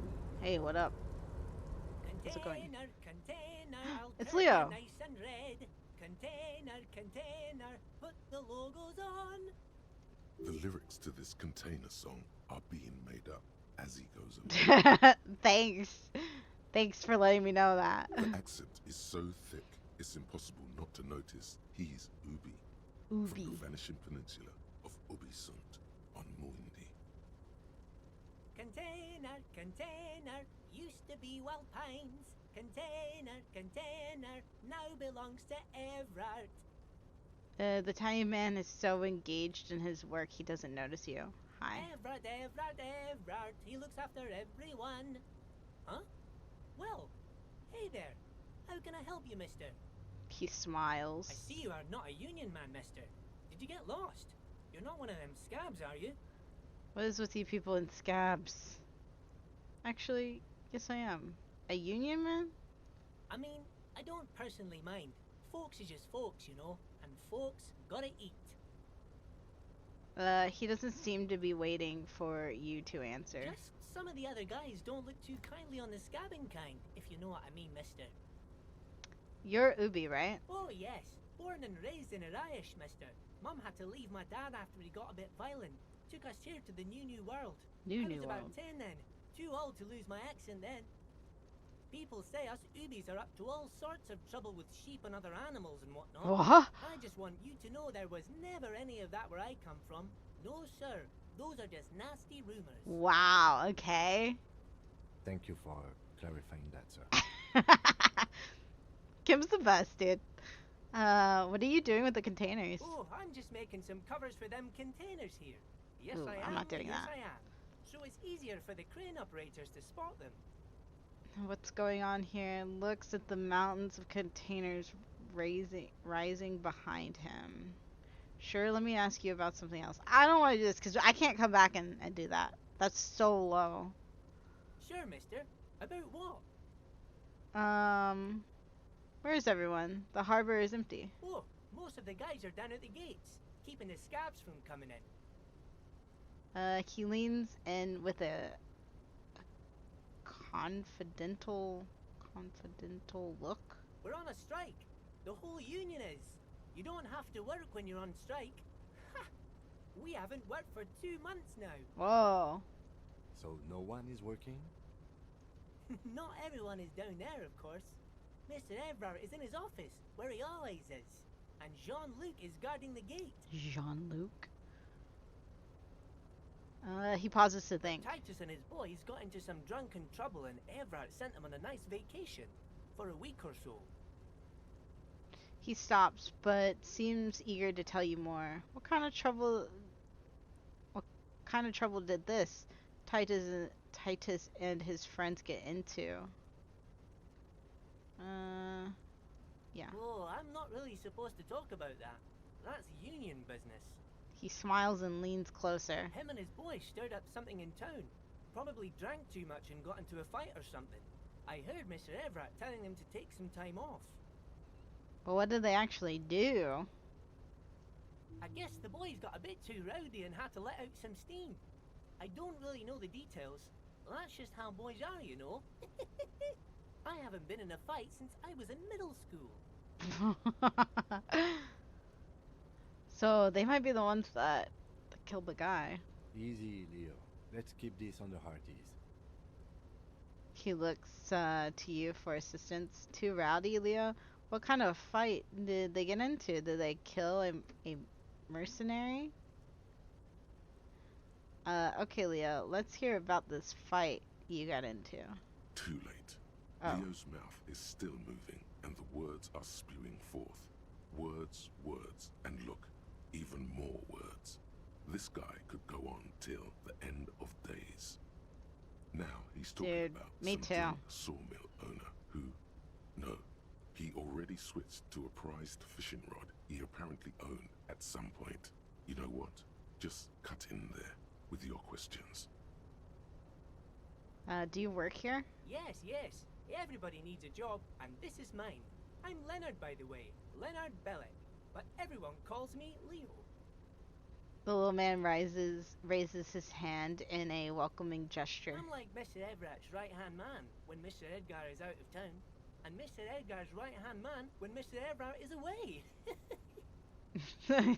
Actually, Miss Beaufort is the right-hand man, but she's a lady. A good-hearted chuckle again. Miss Beaufort. Who is this, Miss Beaufort? Beaufort.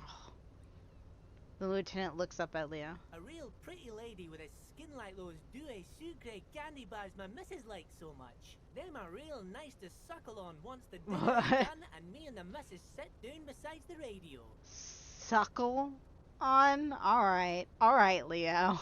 But I can't listen to the radio all the time. There's so much to do around here and I'm always busy keeping things running here. Yes I am, yes I am. Hold on, who's this Miss Beaufort you mentioned? I think you're doing a great job around here, Leo. Yeah, pretty sure this place would totally fall apart if you didn't shine the boss man's shoes, Leo. Oh, Lizzie, she is a real sharp tool. Mr. Everett put her through some fancy school and everything, east of the river. 4 years she was gone, and when she came back, she was all fancy and lawyerly. But she's a real nice girl. Grew up in this here neighborhood, knows everybody and gets along with everyone. Real pillar of the community one day, I'm sure. If me missus and me was to have a child, I'd be real happy if she turned out like her. But she can't have kids. Dr. Lemaitre said so, and she knows about such things. Been a doctor for almost 50 years she has. He sighs and falls silent, watching you meekly with his blue eyes. Wait, is he giving us like that blue eye stare, dude? I think you're doing a great job around here, Leo. I want to say this. Yes, this place really seems to run like clockwork. Keep it up, Leo. Lieutenant smiles at the little man. Well, thanks a lot. Coming from you, it means a lot, really. He didn't think it was possible, but the smile becomes even wider. Sometimes I feel some of the guys don't really get how much I bust my ass for them here. But you guys are alright. Are you the Leo who wrote the note to make more banners? Oh, yes, yes. I leave all kinds of notes for myself. That old head of mine ain't so good at keeping things in no more. I almost forgot about the borscht. What was that about the borscht? What was borscht? Oh, yes. I've been taking special whirling borscht to the men every day since the strike started. The little guy chuckles merrily. It's very, very good. Makes a man feel so warm and happy. I feel like I could take on Mr. Renadan's boar dogs every time the lunch is done. What do you mean by taking the soup to the men? Is it for striking? Yes, yes. I'm taking it to them. The borscht keeps them happy and in fighting spirits. Makes you all warm inside. They brew it in the whirling in rags. Oh, hold up. Who makes it in the whirling? Something's off about this borscht. Going to look into it. Oh, the whirling's cook. He makes it. Them is always talking with Mr. Manana in that weird language and laughing together. He doesn't speak what we speak. He's from Grad. Okay. Oh, sure, mister. Sure. You do that. Yes, sir. Dude, I have not completed any task, I don't think. Or well, I think I completed a few, but I have so many. He didn't actually understand what you meant, and now he's just nodding along. What's in that container over there? Points at the container suspended from the crane arm. It's not anymore. Oh, that one. That should be empty as far as I know. Lots of containers here have nothing in them. They're just waiting to be loaded up.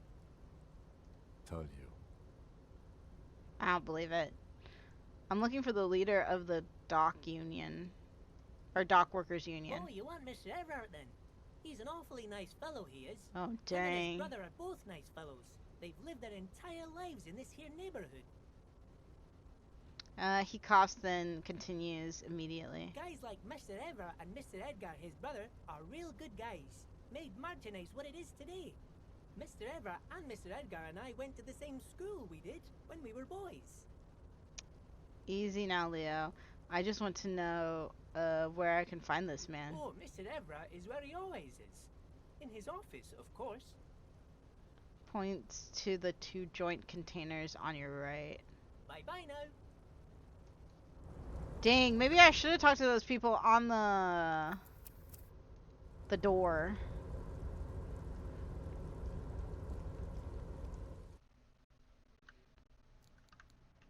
Coffee.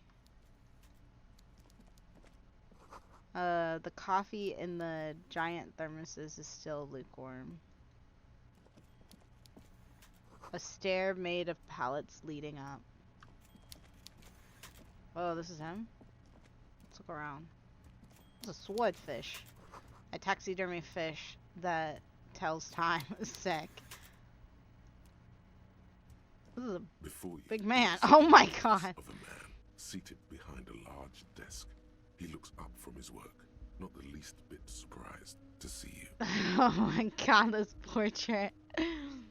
With great effort, he straightens himself up in his chair, yet says nothing. He simply stares at you. With a mixture of expectation and impatience, well bottled. Ooh, okay. Are you in charge of the dock workers? Let's get straight to business. There's a dead body in in a tree.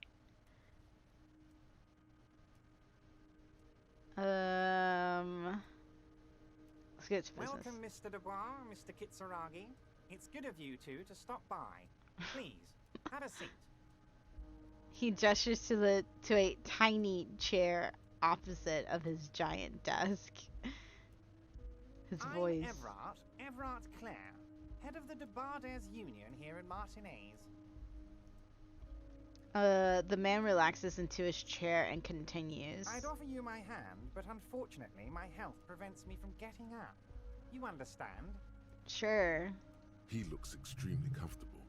The tiny folding chair, on the other hand, looks like a torture device. You go ahead, detective. The lieutenant nods at you, then the chair. Whatever he has in store for you, it can't be good, he thinks. I'll do my best. Forget about that. What's with this Dubois stuff? You're getting some seriously bad vibes from that name. Oh, why are you calling me Mr. Dubois?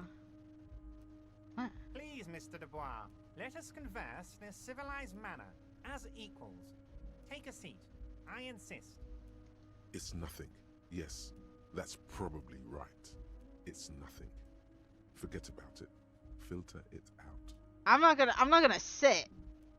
I don't sit. It's kind of my Very thing. well, Mr. Dubois. I respect a man with strong convictions. I saved before coming in here.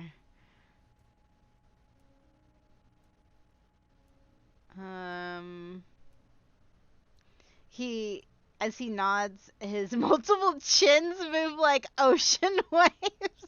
I, too, have convictions. One of which is that I will not engage with any man who won't face me at eye level. What? Should you find yourself more amenable in the future, I'd gladly resume our conversation. But until then, I'm afraid I must ask you to leave. He turns back to his You're no typewriter. Titan affiliation, buddy. He's got you in a fork. Dang. Sit down or leave. What the heck? Okay, I saved before coming here. Okay, take a seat. Excellent, Mr. Dubois. I can see that Dubois. you're a reasonable man, and reasonable men can be of great use to one another.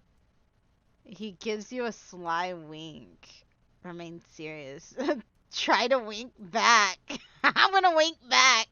So tell me, how can the head of the Debarders Union help a representative of the Revachol Citizens Militia today? The chair you're sitting on has got What? to be the most uncomfortable chair in the world. Are you serious? It's violating your backside. Oh, by the way, I heard you got a rather rude reception from a certain Lawrence Gart. Some people have no manners, it pains me to say. This should take care of that nonsense. He points to a giant novelty. What? Skew? Wait, what is this word? On his desk. It's absolutely comically huge. Q? It's not check. What? Check. Yeah, cause I was gonna say check, but I was like, I know how to spell check. It should be sufficient to cover your expenses for a few days and patch over your differences with a cafeteria manager. Go ahead, take it. He points at it again. Wow, that's 25 real. That's good money. You need it. 5? I do need it. Wait, you know... I meant chic. Oh, that does kind of look like chic. Or like how chic would be spelled. Thank you, Everett. Take the comically large check. Take the comically large check, but don't say anything. Keep it. I'm good. You could take the comically large check and shove it up your ass. I'm gonna ask him this. Yes, I know Lawrence. He's a real character. No union man in him. A real piece of work, that boy is. I don't remember who that is. Is that the guy from the manager from the place that we're staying? With a grin, he points to the checker game. It's like you're on a game show. At least don't thank him for it. Okay, I'm gonna take it and not say anything. Okay, as the owner. Is there anything you'd like to say to me? Or No. Oops. Or... No.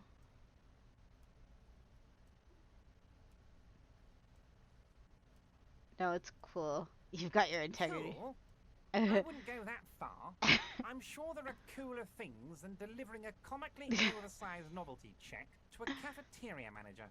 But, sure, if that's what's cool nowadays. Now, I'd like to set your mind at ease about one other matter. Your lost gun. Let me assure you, Union people are on it as we speak. I've got my best hounds looking for that lost gun. His slug-like lips move, but all you hear is an echo. Lost gun. Oh no. Lost gun. The world is swallowed by a black hole of fear. Only 2 words escape its gravitational pull. Lost and gun. I hate getting hurt. How do you know about my lost gun? I know everything, Harry. Right now, Harry? I know that you're worried. Don't be worried. Everything's going to be all right. Wait, her name is actually Harry? Harry Dubois? Or whatever it is? Dubois? It's not like you left it loaded. You didn't lose a loaded gun. Local children aren't out there playing with it right now, pointing it into their own mouths. It's in a safe place. I just know it. I have a feeling everything's going to be all right. Your name is much funnier. It was loaded. There were 2 bullets in it. You always keep at least 2 barrels loaded.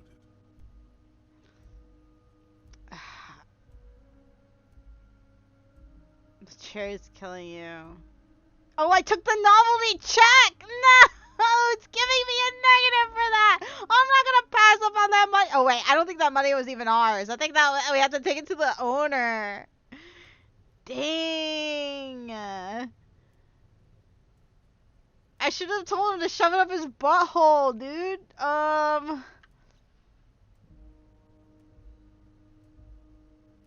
gonna try.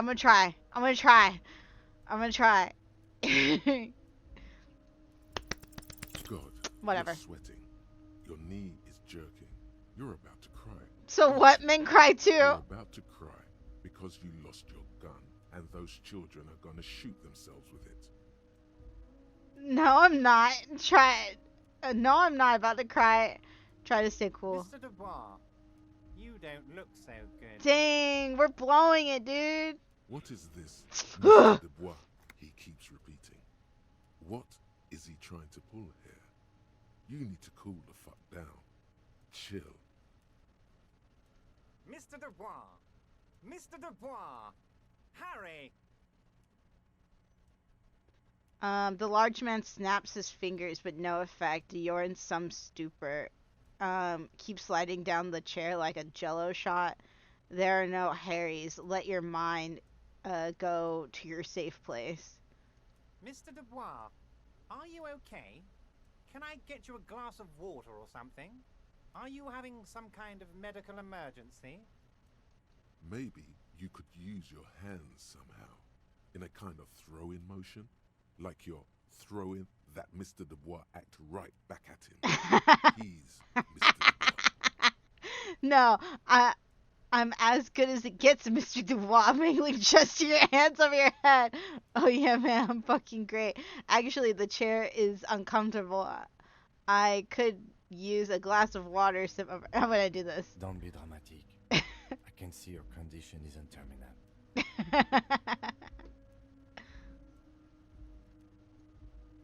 What an odd demonstration of... you got me, Harry. I don't even know what. As entertaining as it was, I'm afraid we're wasting our time. And I'm an extremely busy man, as I'm sure you are too. Okay, enough. We are here to ask you some questions pertaining to a murder investigation. Quick, here's your window. Get yourself together and ask him questions. Police officer questions. I'm told the union is involved in the local drug trade. Are you going to ask me how I got in? You called me Mr. Dubois. Dubois? Why? Could you help me get a dead body down from the tree? Let's talk about my lost gun. I want to talk about the hanging. I'm looking into your shady brew. Shady brew? I met Joyce, the company representative. What's in the container that's outside your office? Alright, I'm going to leave now, but I'm gonna ask what's in the container. My dear Harry, there are literally millions of containers in this harbor. I couldn't possibly remember what's in all of them. There's something special about it. It was attached to the whatever crane. Harry, you smooth-talking son of a bitch. Time is a precious resource, and I don't have enough of it to count containers. Smooth talking. Maybe that's the way to go about opening the container. Got it. You should at least try convincing it. Okay, I will. What? Involved in drugs. Harry, how could you say that to me? You know I appreciate a joke as much as any jolly fat guy, but I can't take slander. Are you actually investigating this? No, I'm not. You've hurt me, Harry. Me, a friend. But We're you know friends? what? The man rubs his temples and closes his eyes in pain. He perks I up. trust you, like I trust all my friends. And I know you'll never talk to me about this again, because you don't want to wound me. So do what you want, and let's change the subject. Thank you for your understanding. We will continue to do what we must. The lieutenant looks him in the eye. Is he like faking it? Does he know about our condition and he's just making something up? You too, Lieutenant. You know, I like you, but you never were my favorite. I'm a Harry guy. I'm Team Harry. What?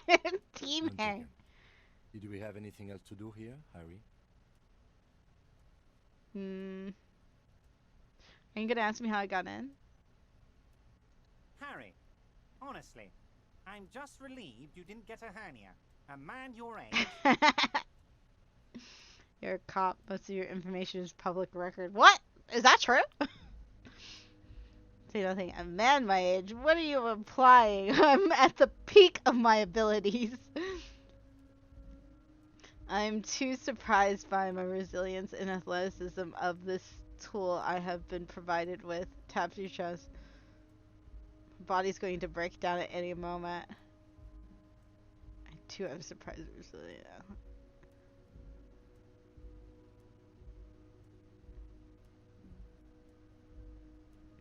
What's this mean?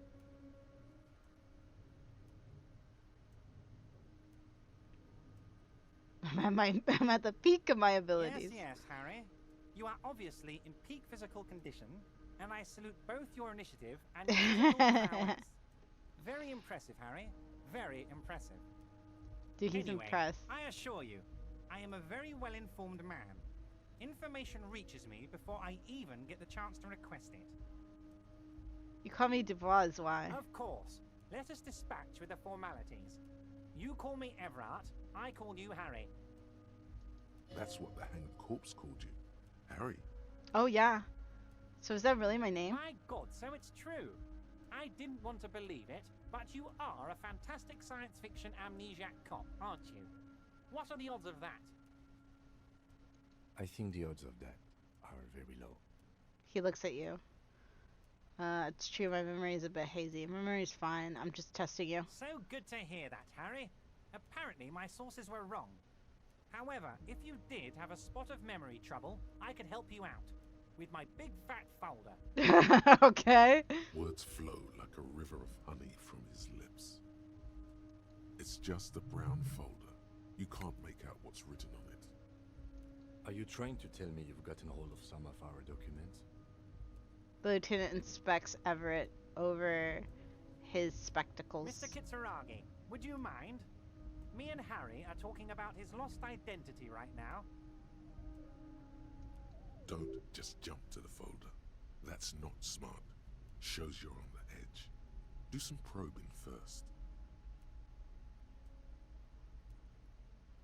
I'm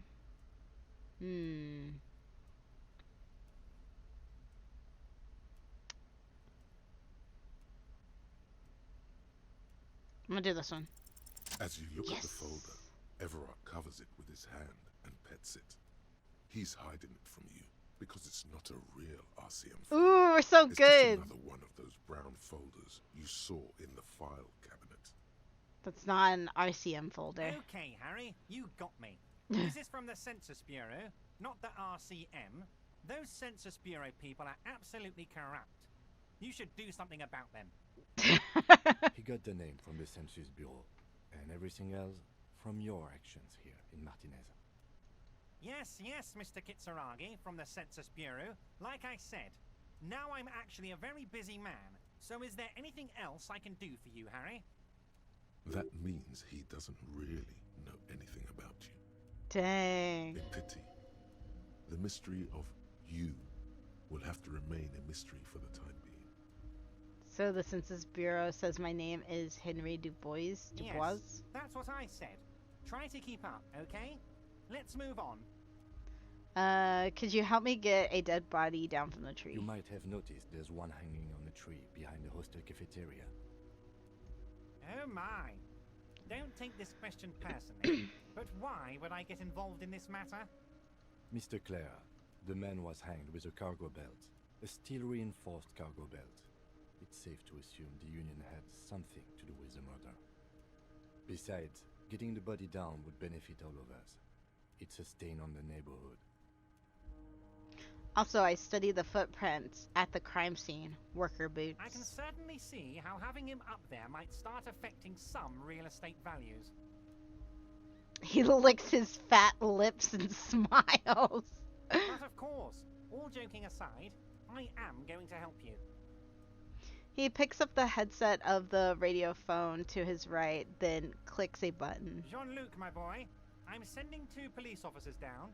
They have a dead body in a tree problem they need help with. Namely, they need it to be taken down. And Jean, please take it easy with the race science. That's a yes to getting the body down, no to the race science.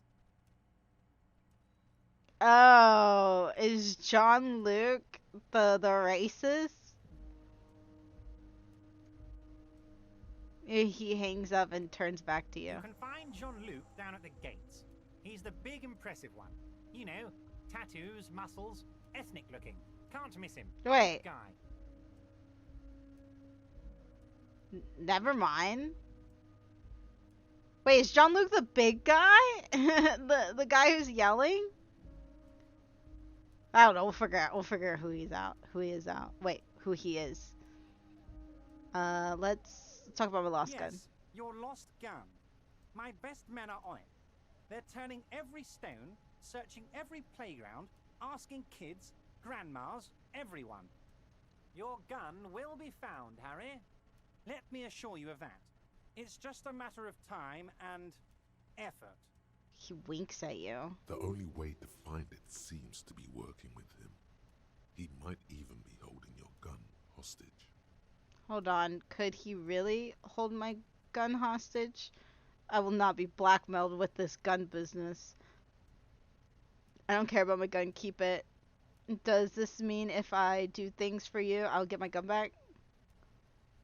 Who knows? Only one thing is certain. If you work with him, you're going to get it back. And working with him might be the only way to do it. I will not be blackmailed with this gun business. Harry, I was only trying to be tactful. A lost gun is a dangerous thing. I can't have it around in my neighborhood. Kids could be playing gun roulette with it as we speak. Teenage gangs could be arming themselves. Get a hold of yourself, Harry. I assure you, we are working on locating the missing sidearm as well.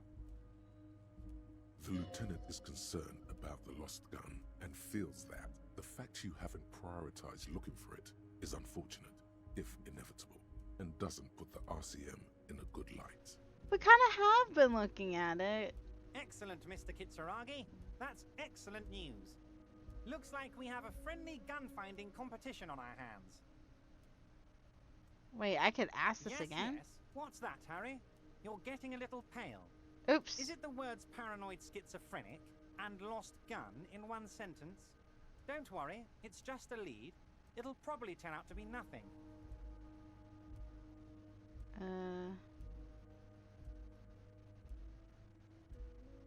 Okay. It just says that. Oh, of course. Talk about the hanging. That's your main thing here. That's why you're in Martinez. Martinez. I know everything that goes on around here, and I would love to help you, like I'm helping you with the body and your lost gun. I mean, it's no secret that the lynching is connected to the strike. So much to talk about. Honestly, it's been weighing on me so heavily. I understand you need to interview me. I sense there's a but. But there's a thing that's been keeping me up at night. I want to talk about the hanging. I mean, if we could just calmly talk, exchange information, we could blow this thing wide open. Yes, that sounds good. Let's do that. The lieutenant says with a slow nod. But I can't think straight with this thing weighing on me. You're police officers, aren't you? I have a crazy idea. You guys are basically door-opening machines. Incredibly talented at opening doors. Are we door-opening machines? I'm not sure I understand. If you're asking us to break down someone's door, it's not going to happen. Come now. I just need you to go open a little door for me and leave it unlocked. A simple thing. Absolutely nothing shady about it. The stars aligned into a cosmic frown here. He has your fate decided. Bide your time, however, and let the stars continue their course, and that frown shall turn into a smile. Only if you play along. Why don't you just open it yourself? Whose door? I bet you don't even know anything about the hanging. Yeah, fine, I'll look into it. Harry, I'm a very busy man, and more importantly, I don't have that extraordinary physique you do.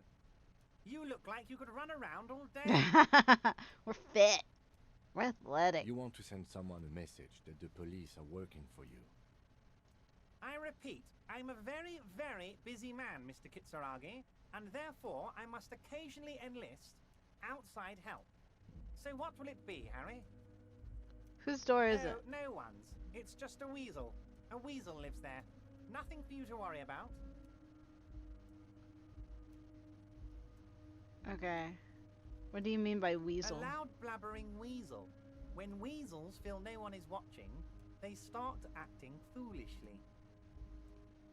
He removes his glasses and rubs his Just nose. go there, unlock the door, and leave it open. It's been such a burden on me, Harry. I just want this to be over so I can discuss business with you. Okay, we'll accept it. Fantastic, my friend. Just let me know when it's done and we can take our friendship to the next level. He flicks his You fingers. can get the key from Manana. He's down by the gates. Manana's like a free agent in the Union. Special operations. Hardened socialist. A real free thinker too. He'll tell you precisely where the door is. One last thing, Harry. Smiles. Obviously satisfied with how well he planned it all out. Just open the door. You don't need to go in or anything. I just want that weasel to come home and see the unlocked door.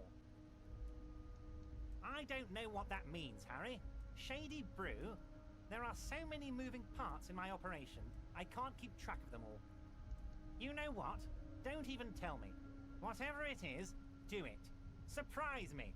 Just one thing. If you can, make it even shadier. What? He sincerely has no idea what you were talking about. And he doesn't care either. I meant Joyce, the company representative. Oh, that's very nice. I haven't gotten around to her yet. I'm very, very busy, you see. He adjusts his I button hope on you're his getting sleeve. along. One thing I want to make very clear, Harry, is that this is not some kind of union versus corporation situation. Everyone is just pals here. Just We're all pals? trying to do what's best for Martinez here. Don't feel like you can't cooperate with her because you and I are such good friends and I'm helping you get that nasty body down from the tree. And with finding your lost gun. I'm not a jealous guy. What happened to the previous negotiator? Joyce said previous union leader vanished. What do you mean, Harry? Nothing. I let him go. He made concessions for the company in the previous negotiation. Why would you let an ally like that go? He's an old man, Harry. I wanted him to spend more time with his family. God knows how long he's got left. He looks down and sighs. You called him a midget. Harry, I have little people in my organization. I would never call someone a midget. What is this? What the heck? Honestly, I'm beginning to think you're a midget, Harry. What? I'm only kidding, Harry. You're not a midget. No one is. We're pals. Joyce said the previous union leader vanished under suspicious circumstances. Vanished? Harry, the woman left her casserole in the oven and couldn't make it here in time for the voting. Oh, did I leave my casserole on? Better go home and check. The election can wait. When she got back, the whole thing was over. The man frowns disapprovingly. Wait, there was no mention of a casserole from Joyce. Funny, Joyce didn't mention any casserole. Harry, Harry, Harry. Do not fixate on this little matter. Maybe it was a rabbit stew, or a hairdryer, or an iron. The point is, her heart wasn't in it. Mine was. Why haven't you let her in to see you? If she actually wants to see me, she will find a way. Any good negotiator would. And I just don't have anything to discuss with a bad negotiator. Okay, let's talk about something else. Of course, Harry. Let me just assure you one more time. It's perfectly okay to share anything we discuss here with this Joyce. This is a completely transparent organization. I have no interest in what she is doing, but I myself have nothing to hide. Your business is your business, and I respect your privacy. Just remember, none of this is secret. He makes an all-encompassing gesture. Tell her about all of it. My brother's picture, my singing swordfish clock. Tell her how overweight I am and how I'm helping you find your lost gun. Tell her about everything. Everett doesn't mind. It is rather interesting to tell people things about each other, isn't it? It was nice telling him about her right now. Everett, I'm going to leave now, but we might talk again later. Wait. You need this to get in and out through the gate. Thanks. I was wondering how I was supposed to get out. Great. Wouldn't want to get stuck in here. Here, you're one of us now. A real red and white Union man. Take care, Harry. That was, strange. What did he give us? Photo of a happy couple, giant novelty check.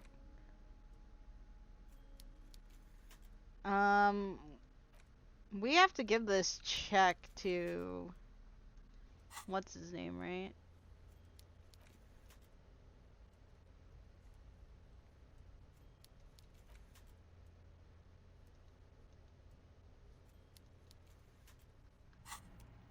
I mean, I'll always take bribe money. I think we'll stop here tonight, though. What part of your clothes are yellow? All of them. Right? Dude, I keep trying to press a button. I guess, yeah. My gloves, my pants.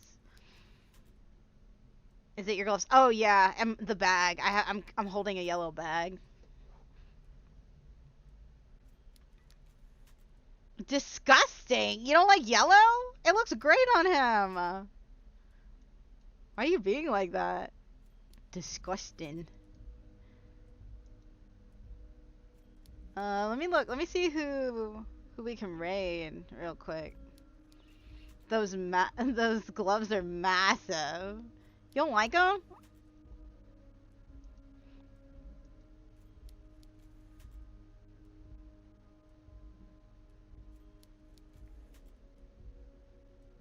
It makes me think of like that one cartoon, that cartoon mom.